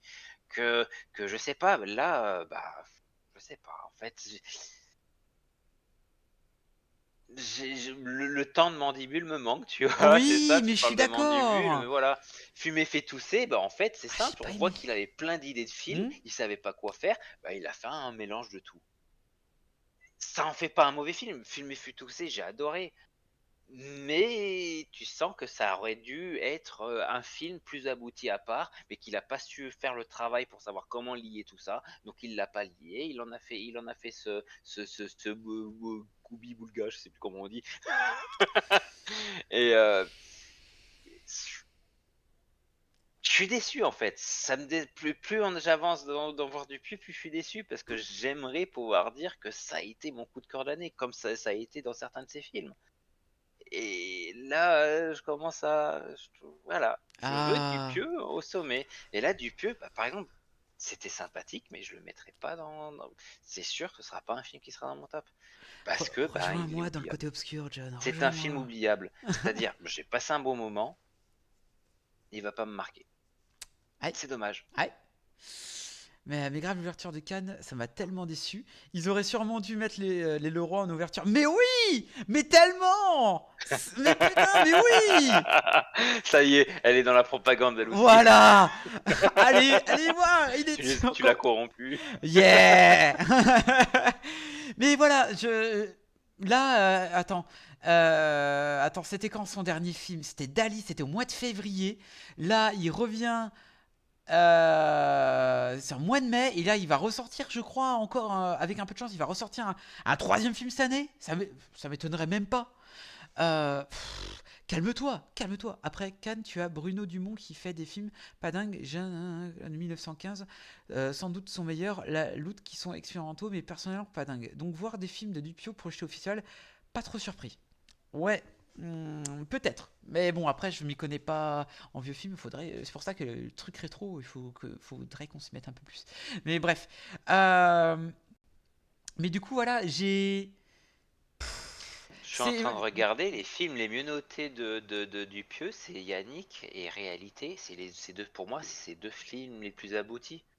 Réalité est incroyable. Si tu l'as j'ai pas vu Réalité. Même Mandibule, après il y a beaucoup de gens qui n'ont pas aimé Mandibule. Quel monde de merde. Mais voilà. C'est des gens qui ont voté RN, tout ça.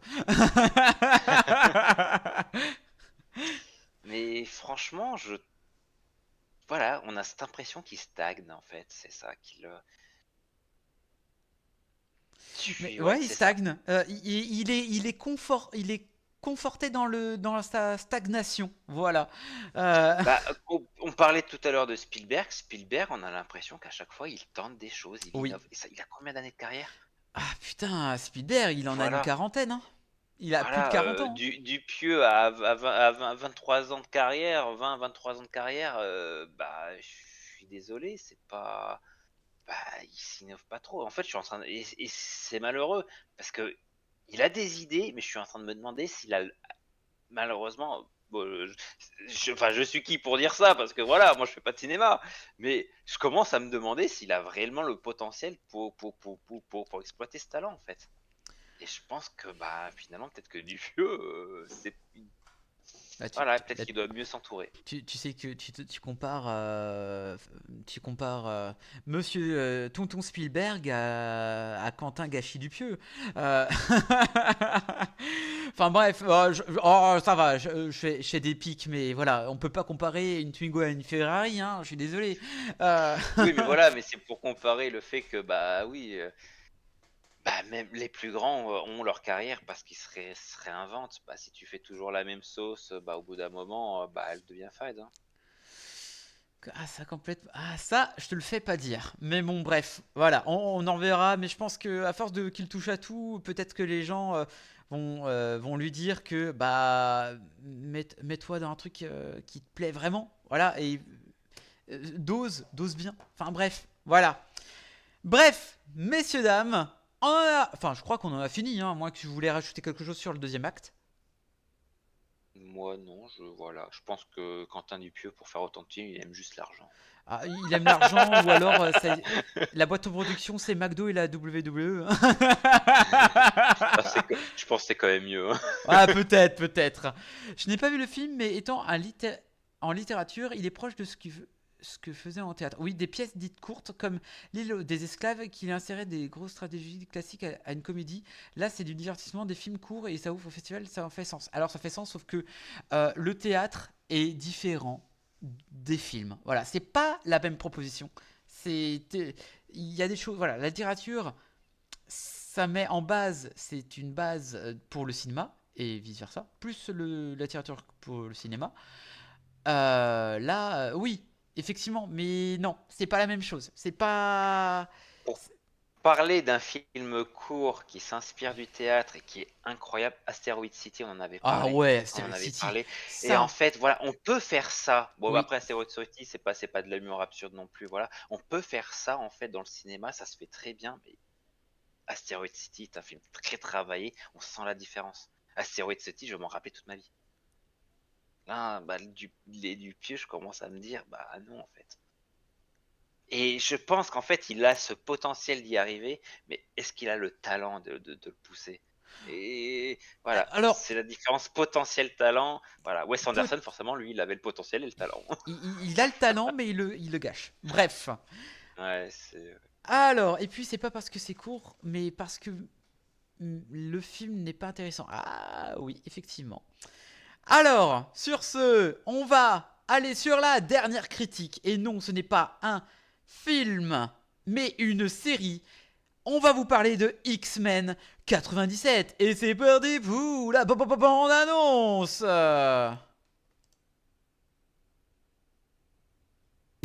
Regardez l'épisode final de X-Men samedi prochain. Consultez votre programme local. Je suis reconnaissant d'avoir la chance de vous dire au revoir. Je suis fier de vous tous, mes X-Men. Le destin repose entre nos mains, à présent. À présent. À présent.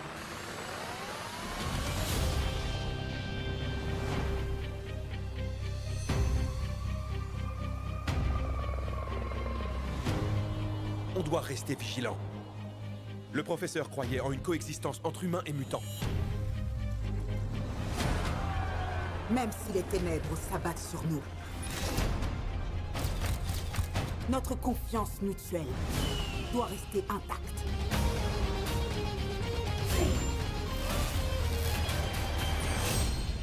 Je te rappelle qu'on est censé faire cette mission en équipe. Oui, papa. Ce besoin de me rappeler à l'ordre.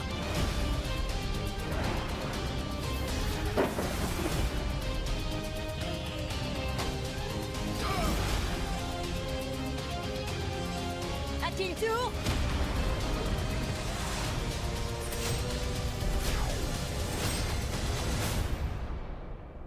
Avec moi, mes X-Men.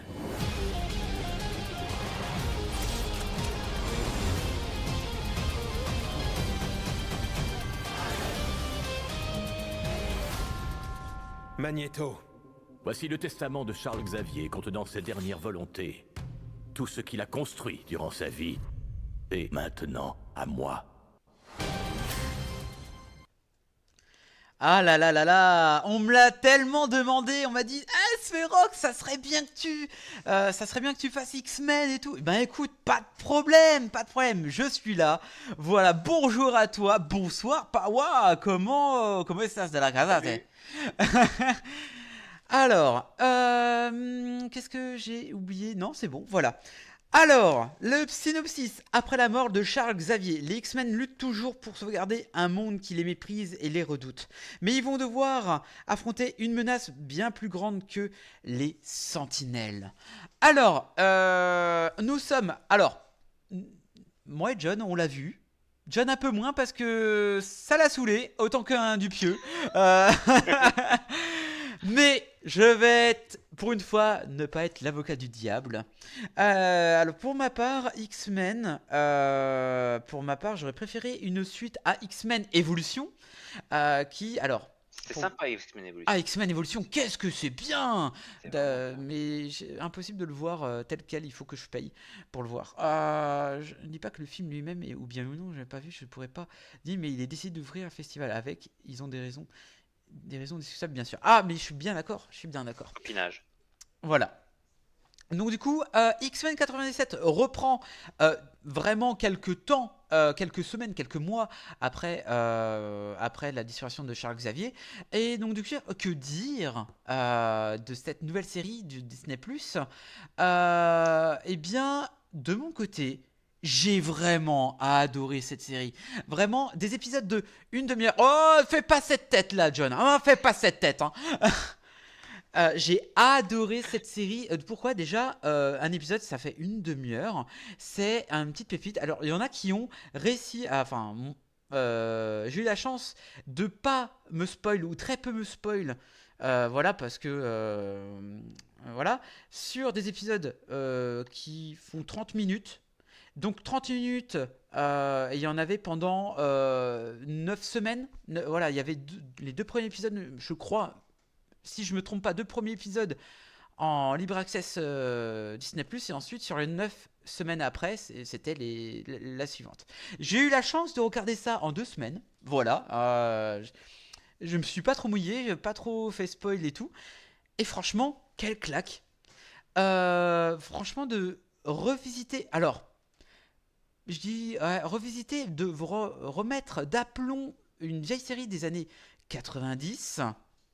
à remettre les graphismes d'antan avec des couleurs d'aujourd'hui, avec une animation beaucoup plus fluide, un peu plus fluide que...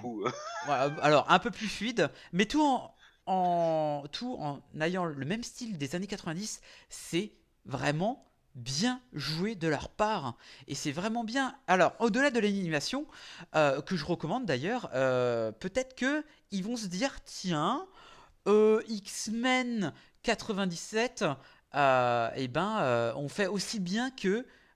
Alors, je sais que c'est pas les mêmes... c'est pas Sony, hein. X-Men, c'est pas Sony, hein, me semble-t-il. Je crois, hein, je suis pas sûr. C'est pas le même studio que... Sony, mais je crois que c'est les plus... Ah non, c'est pas Sony. C'est l'histoire des droits, je sais plus. 20th Century Fox. C'était 20th Century Fox et du coup là ils se remettent en dessin animé et du coup j'ai l'impression que, alors je sais que c'est différent, la Marvel, entre Marvel Sony avec les Spider-Verse et Century Fox Disney, et ben là niveau animé c'est vraiment très très cool. Pas ouais, d'habitude je suis d'accord avec John, mais qu'il n'aime pas cette série animée, lui qui d'habitude a du goût et qui cautionne l'éthiquement de la chaîne, j'ai du mal quoi. J'ai devenu vieux et aigri. Ah là là, voilà. mais en même temps il a vu qu'un seul épisode. Je vais expliquer pourquoi, mais bon après c'est pas... Enfin, voilà, ce sera de ma faute. Voilà, j'expliquerai après, je laisse finir. Et du coup, je connaissais très peu X-Men 92. Pour moi, j'ai vu X-Men Evolution, et je connaissais les Sentinelles, j'ai connu Magneto. Voilà, c'est l'univers Ultimate X-Men que j'ai connu, avec bien sûr les bases. C'est pas du tout les mêmes camps. On retrouve les personnages. On dirait une critique de télé. Ah, le bâtard. Mais du coup, je me suis retrouvé devant cette série. J'avais 10 ans. J'avais 10 ans, j'avais ado là, je me suis revu avec des cheveux en plus. C'était très cool de revoir des personnages intéressants avec une super alchimie, avec une super alchimie, avec une bonne évolution. Ils ont quand même une évolution après quand même 5 saisons. 5 saisons de 92, hein. Franchement, c'est joli. Après, Wolverine, c'est un des personnages qui est le moins, avec Morph, qui est le moins sollicité, le moins intéressant, je trouve, hein. Avec Beast, c'est un peu dommage. C'est des personnages fonction, mis à part une scène avec Wolverine qui m'a fait « Ah mon Dieu !» Enfin voilà. Pour une fois qu'on a une série Marvel qui respecte les comics, faut quand même le saluer. Et oui, ça respecte les comics, ça respecte la série de 92. Oui, parce que je me suis quand même renseigné, hein, quand même, mine de rien. Et franchement, ça fait du bien. Et ce qui fait encore du bien, c'est que de s'attacher quand même à des personnages et qu'on comprend vraiment leur solitude, leur combat. Genre par exemple, dans la bande-annonce, on voit Magneto qui va reprendre un chemin qu'on n'a jamais vu dans ce qui est des séries-films, c'est-à-dire reprendre le travail de Charles Xavier. Magneto, qui est censé être le Malcolm X, qui est censé être la personne qui déteste les humains. Et je me rappelle qu'une scène, bien évidemment, que John n'a pas vue, une des meilleures scènes de toute la série, qui, grâce à son pouvoir, va faire voir à des personnes de la plus haute importance que la vie vaut la peine d'être vécue et que avant j'étais que je vous méprisais, je voulais vous écraser, mais un ami m'a dit que la vie vaut la peine d'être vécue, et surtout voyez la Terre comme elle est belle. La Terre est aussi belle que nos relations. Enfin voilà, c'est une super scène, une scène forte, une scène où tu vois l'état d'une personne qui a envie d'évoluer, qui a évolué. Tu vois Scott Summer qui n'est plus le jeune mutant qu'il était, qui va essayer de reprendre le flambeau que Charles Xavier a et qui veut devenir père de famille. Voilà, entre guillemets. Il y a quoi ? Il y a tout un accomplissement avec Tornade de qu'est-ce que d'avoir des pouvoirs. Il y a aussi ce côté alors évidemment X-Men aussi, hein, pour les délurés là qui comprennent rien en comics. Le sachez-vous que X-Men, c'est un combat entre Martin Luther King et Malcolm X. Voilà, sur la ségrégation raciale, sur la Shoah, sur les choses qui nous a impacté toutes et tous, sur les histoires de la guerre, sur les différences. Et là, le message est tellement bien. Là, je vous parlais de messages là tout à l'heure sur la planète des singes, où il y avait plus de popcorn que de messages. Là, le message est tout aussi important et plus important que le fait que c'est que ça soit popcorn. Non, il y a vraiment ce petit côté qui m'a tellement... C'était poignant. On va en savoir un peu plus sur Magneto, alors qu'on le sait par rapport au film, par rapport un petit peu à la base. Mais là, ça va un peu plus loin. Et c'est choquant. Pour un dessin animé, c'est ultra bien ficelé. Encore, pour moi, Magneto, c'est le meilleur personnage que j'ai vu. Là, c'est super bien. Là, il y a une espèce de romance qui se met entre une romance à trois qui se met en personnage, alors que ça aurait pu être comme une romance à la Hobbit, tu vois, complètement sortie de nulle part et qui emmène à rien, alors que là, t'as deux personnages, t'as des personnages qui qui vont s'aimer et qui, à cause de l'arrivée d'un autre personnage, ça va faire évoluer.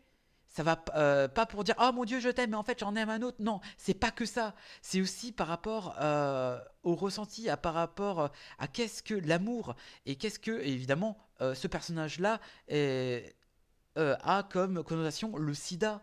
C'est super bien emmené. Et bon, en dehors des messages que je trouvais hyper poignants, c'est super beau, c'est bien. T'as évidemment le petit côté, le méchant que je ne dirais pas, hein, qui n'est plus les Sentinelles, mais qui en fait un peu partie, le fait que, on va avoir un autre méchant du genre, ça va changer de magnéto, du genre, c'est en fait les mutants, ça va être le futur de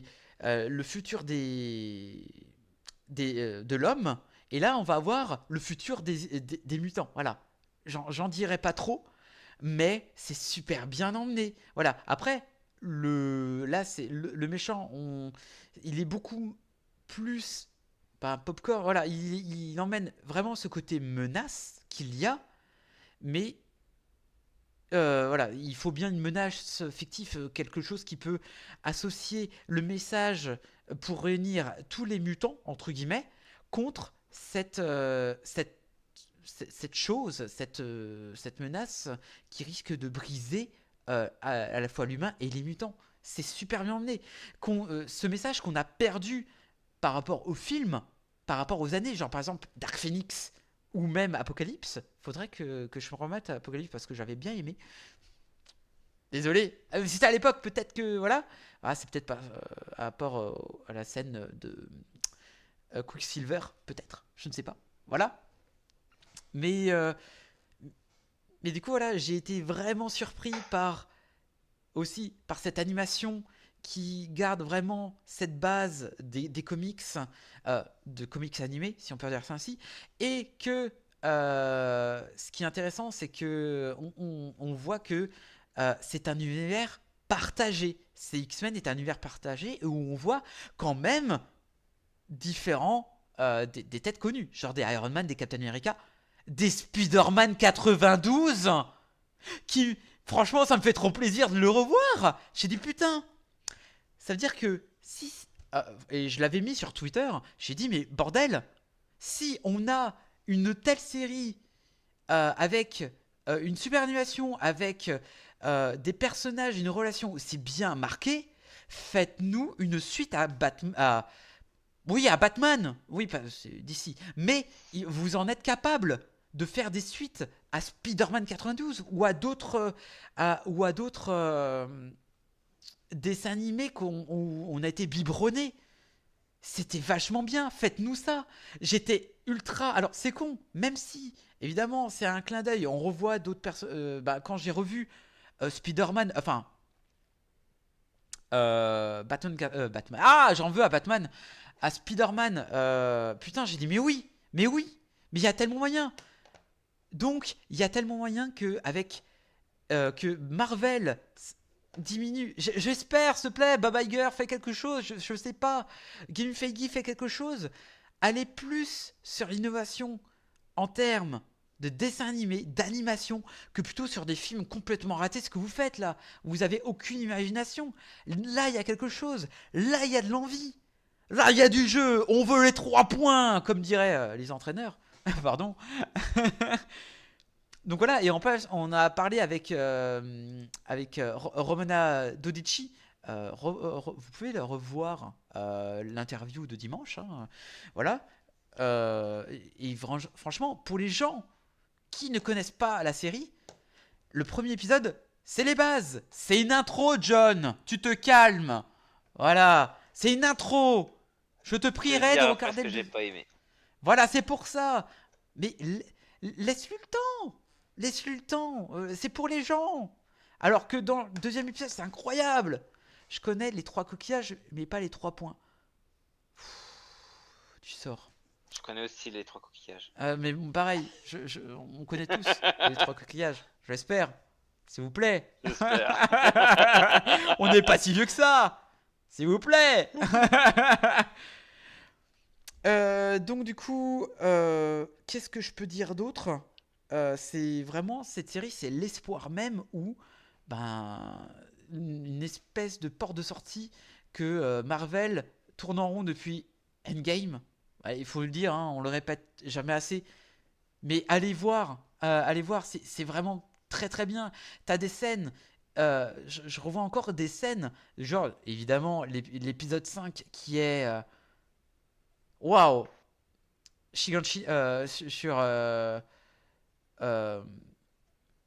je ne dirais pas, il y a une scène, il y a l'épisode en soi qui est incroyable, qui est déchirante, avec une musique, avec une scène, enfin voilà, c'était super.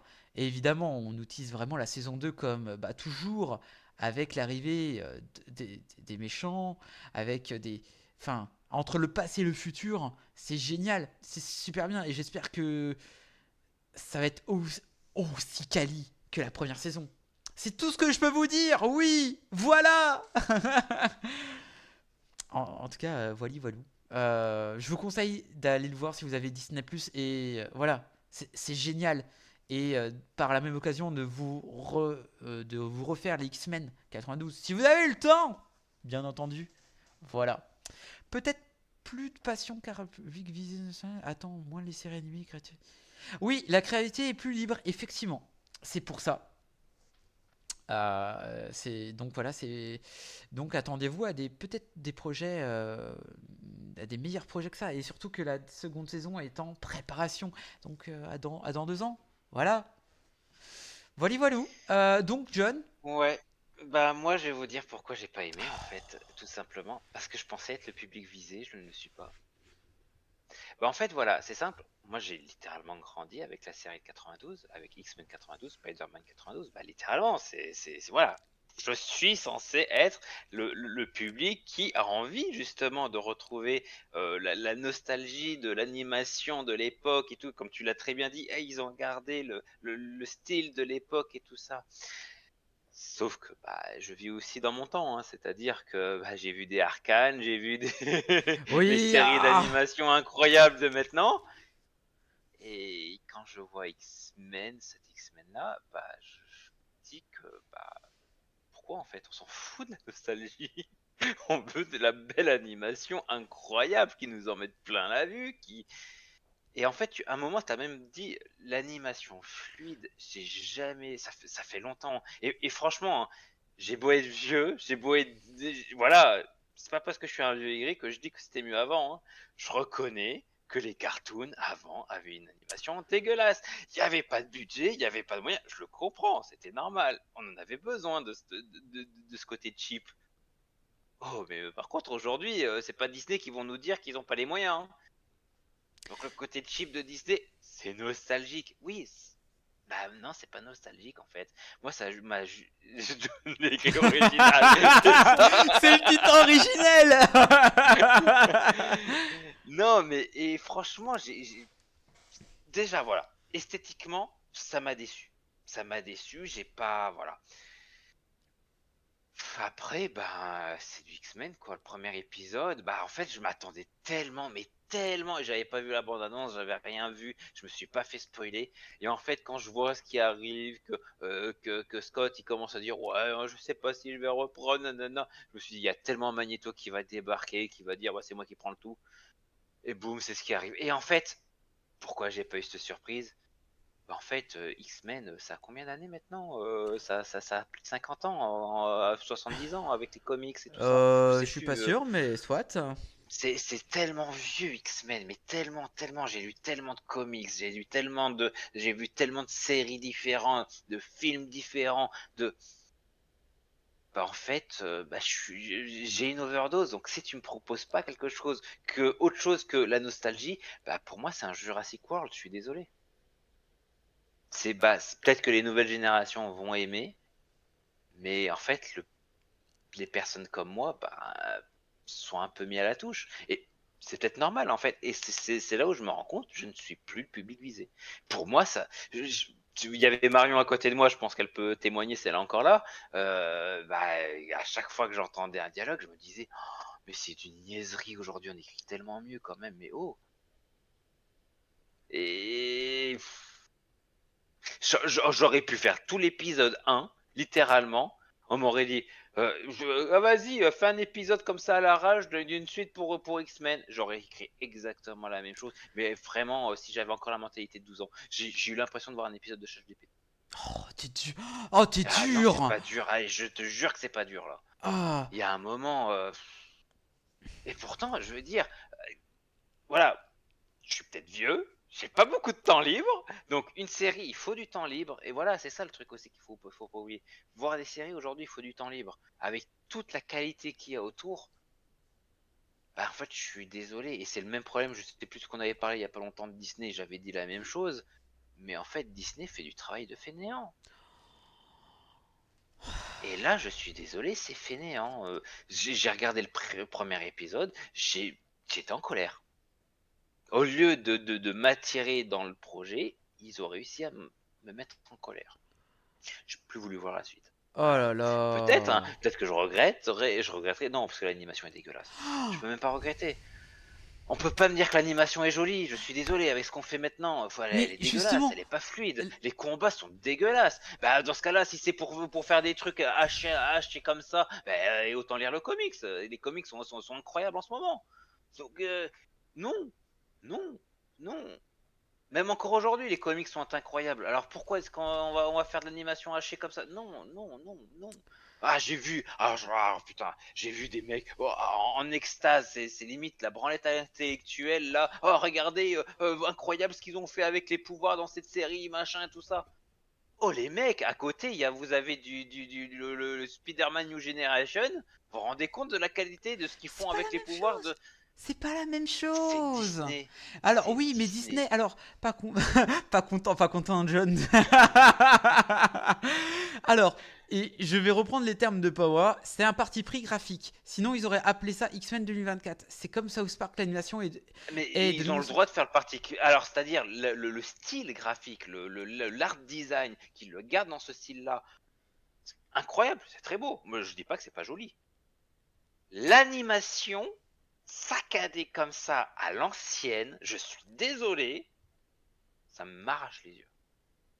Quand tu vois, il y a pas longtemps, on en parlait avec Marion, on avait ce débat parce qu'on regarde en ce moment les studios Ghibli et on parlait des Disney justement qui pourtant ont le succès qu'on leur connaît. L'animation des Disney est dégueulasse. Quand tu compares à du Ghibli, tu te dis, mais purée, c'est sorti. Il y a certains Ghibli qui sont sortis 10 ans avant certains Disney, qui les Disney sont devenus des incontournables, alors que l'animation est dégueulasse, alors que le Ghibli, c'était un chef-d'œuvre, une merveille, et malheureusement n'a pas le succès qu'il méritait.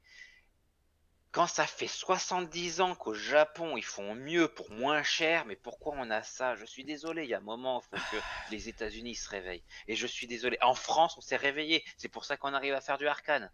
Qu'on arrive à faire Mars Express, c'est incroyable. C'est pas la même chose. C'est la même technologie. T'es pas obligé de faire faire ça que pour les films. Il y a un moment, et encore même Disney le fait même pas pour les films. Donc il faut arrêter.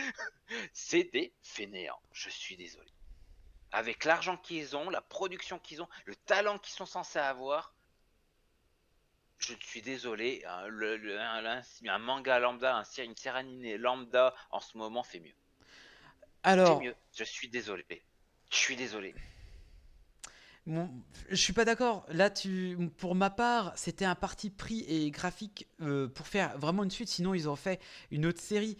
Et tu peux faire, oui, mais comme je te dis, le style graphique il y est, c'est-à-dire garder ce style, oui. ce trait, ce crayonné sur les personnages, c'est magnifique. Ça, pour le reste, non, en fait, tu peux faire des animations fluides, des animations de combat fluides. En fait, c'est ce qu'on a envie de voir aussi. Mais on a envie de voir du. Mais tu peux pas faire de critiques sur le combat, sachant que t'as vu qu'un seul épisode, John. T'as pas vu Oui, mais en un épisode, tu vois que la qualité d'animation. Et bah du coup, je suis quand même pas bête non plus, comme je te dis. J'ai regardé après les gens qui analysent la série, machin, tout ça. Voilà, et je suis désolé, tout ce qu'ils disent, c'est la branlette actuelle. C'est juste que c'est le truc du moment et qu'ils vont nous sortir des belles phrases pour nous sortir des belles phrases. Mais c'est faux. Il y a un moment, c'est faux. Il faut arrêter de survendre des trucs qui sont de mauvaise qualité. Et je suis désolé, je suis un vieux aigri parce que j'étais censé être le public. Ça m'a énervé. J'étais censé être le public cible et je l'ai pas été. Et ça m'a énervé. Marion, tu l'as énervé. Marion, avoue, tu as énervé John. Vous avez passé une très bonne soirée. Il va dire, ah tiens, ici on a regardé X-Men. Putain, mais oui, ah putain, c'est nul. Mais pourquoi? Pour une fois que je suis d'accord avec Xerox, ce jour est enfin arrivé. Merci. Merci. Ouais, non, mais voilà. Et pourtant, je vous dis, je peux encore regarder aujourd'hui X-Men 92, il n'y a pas de souci. Spider-Man 92, il n'y a pas de souci. Mais là, quand on me ressort ça, même si c'est l'effet nostalgie, faut arrêter. Moi l'effet nostalgie, ça marche plus. C'est pas l'effet. On nous ressort ça à toutes les sauces, avec Jurassic Park, avec, je sais pas, là, toutes les licences là, qui nous reprennent maintenant. J'ai pas envie de voir du X-Men pour être nostalgique. Je suis désolé. Ce soir. Ah ouais, il fait. Ah non, mais c'est bon. John, il est de retour dans l'émission. Un mois qu'il a pas fait, il a dit ah putain, faut que je mette le sel. J'ai pas eu l'étude. Ah non, j'ai vu mais un seul voilà, épisode, c'est bon. il manquait de dose de sel. Ah, c'est pas mérité. Voilà, je suis désolé. Et à côté, bah, j'avais le choix entre regarder ça. Là, on me parle de regarder Free Ren, une série d'animation. Voilà, Free Ren est incroyable à côté. X-Men, bah. Voilà, et c'est encore un Marvel, donc bah oui, bah l'histoire c'est classique. Au bout d'un moment, qu'est-ce qu'il va y avoir Il a mangé du lion. Et en fait, déjà de base, j'avais mon overdose X-Men. En plus, ils me sortent la sauce nostalgie. Je me dis, bah à un moment, ils vont me sortir quoi? Non, mais là, j'ai décroché. Ça a été le coup de trop. Du coup, Deadpool, je me suis dit encore, j'ai envie de le voir. Voir cet épisode X-Men me donne même pas envie de voir Deadpool. Me donne même plus. Oh là là. Ça a été la petite goutte d'eau de trop. Je vous jure, ça a été la petite goutte d'eau de trop. Ils m'ont perdu. En un épisode, ils m'ont perdu. En une émission, on t'a perdu. Je pense que c'est le cumul. Non, mais je pense que. Et c'est malheureux, hein. Je pense que c'est le cumul de tout ce qu'il y a eu avant, de Disney et de Marvel. Mais moi j'ai essayé de. Moi j'ai vu la différence entre un truc de qualité. Moi pourtant j'ai vu tous les Marvel hein, au ciné. Je peux t'assurer que c'est pas là c'est juste les films. Là les dessins animés, on en a vu avec les Spider-Verse. J'ai dit putain les dessins animés ça vaut vraiment de l'or. Alors je ne souffre pas mais je comprends son point de vue sur l'animation seulement gestuelle, mouvement des lèvres. Je défends John. Mais putain mais Pietro regardez le machin. Putain, on va se faire un 2v2, Pawa dans le coin avec moi et, et Marion en arbitre. Non, Marion, on sort avec un. Non, c'est pas possible. Ah là là, mais quel enfer. Je suis. Et en fait, on me l'a surhype cette série et du coup, franchement, j'ai été déçu. C'est rare hein, que je sois autant déçu de quelque chose. C'est vraiment rare. Et là, on me l'a surhype et en fait, voilà. Regarde au moins le deuxième épisode.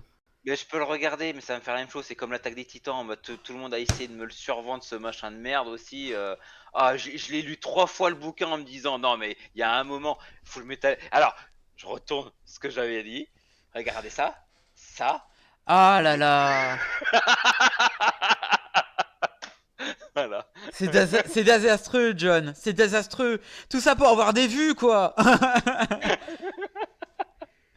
Prêt pour descendre du coude de la 3e corde. Ah ouais.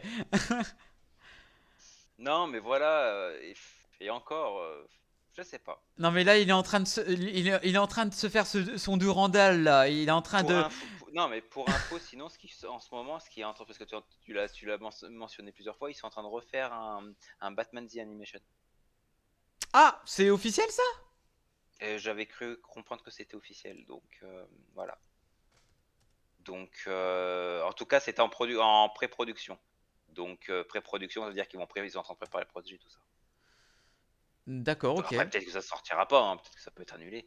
Mais voilà. Donc, moi, j'espère que, par exemple, Batman, par exemple, The Animation, je peux le revoir encore et encore. S'ils me font quand même pareil, la même chose. Trop l'effet nostalgique, bah, je serais pas con. Un exemple, X-Men 92 et Batman The Animation sont sortis plus ou moins à la même époque. l'animation de Batman était beaucoup plus fluide que X-Men. Déjà à l'époque, c'était flagrant. De l'animation fluide dans les combats, dans les choses, c'est faisable en fait. Même à l'époque, c'était faisable. Et en fait, je trouve ça dommage qu'aujourd'hui, et en fait, on le fasse pas. Et en fait, cette série X-Men, doit rien leur coûter. Donc je sais pas, j'ai pas regardé la suite. Peut-être que c'est incroyable au niveau histoire, mais moi, je suis vieux et du coup, juste l'histoire ne me suffit plus. Voilà. C'est la vie. Oh là là là là. Oui, Bref. Full Metal, c'est la vie. Ah voilà. Aïe Voilà. aïe aïe aïe. Et Je l'attaque des t'aime, titans, Pietro. c'est légendaire. Voilà, c'est tout ce que j'ai à dire. L'attaque des titans, c'est fainéant aussi. Oh là là, Trop mais tais-toi, simpliste. Et arrête. des gens crient au génie là où il y en a pas, hein. Putain, on dirait que c'est Bardella qui parle là. Je suis ardéchois, et voilà, c'est ça, c'est mon truc paumé. Voilà, j'ai pas les idées en place. Bon, sur ce, messieurs, dames, on en a fini pour cette soirée. On peut juste vous dire que l'attaque des titans. On peut vous dire que dans 2 semaines, on se retrouve dans 2 semaines. Je ne sais pas encore quel jour, mais dans 2 semaines, pour évidemment Furiosa.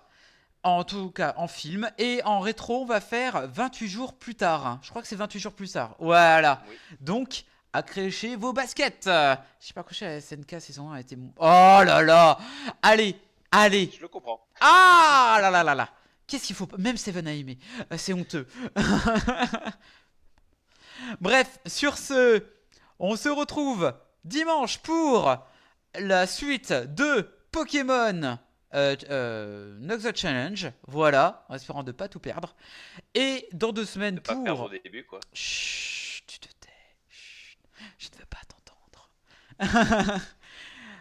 Bref, allez, sur ce, on se retrouve dans 2 semaines. Sur ce, n'oubliez pas, allez voir des films, c'est important. Et surtout, ne copiez jamais John. Voilà, c'est important. C'était Cerox en comédie de John. Ciao, bye. Ciao tout le monde.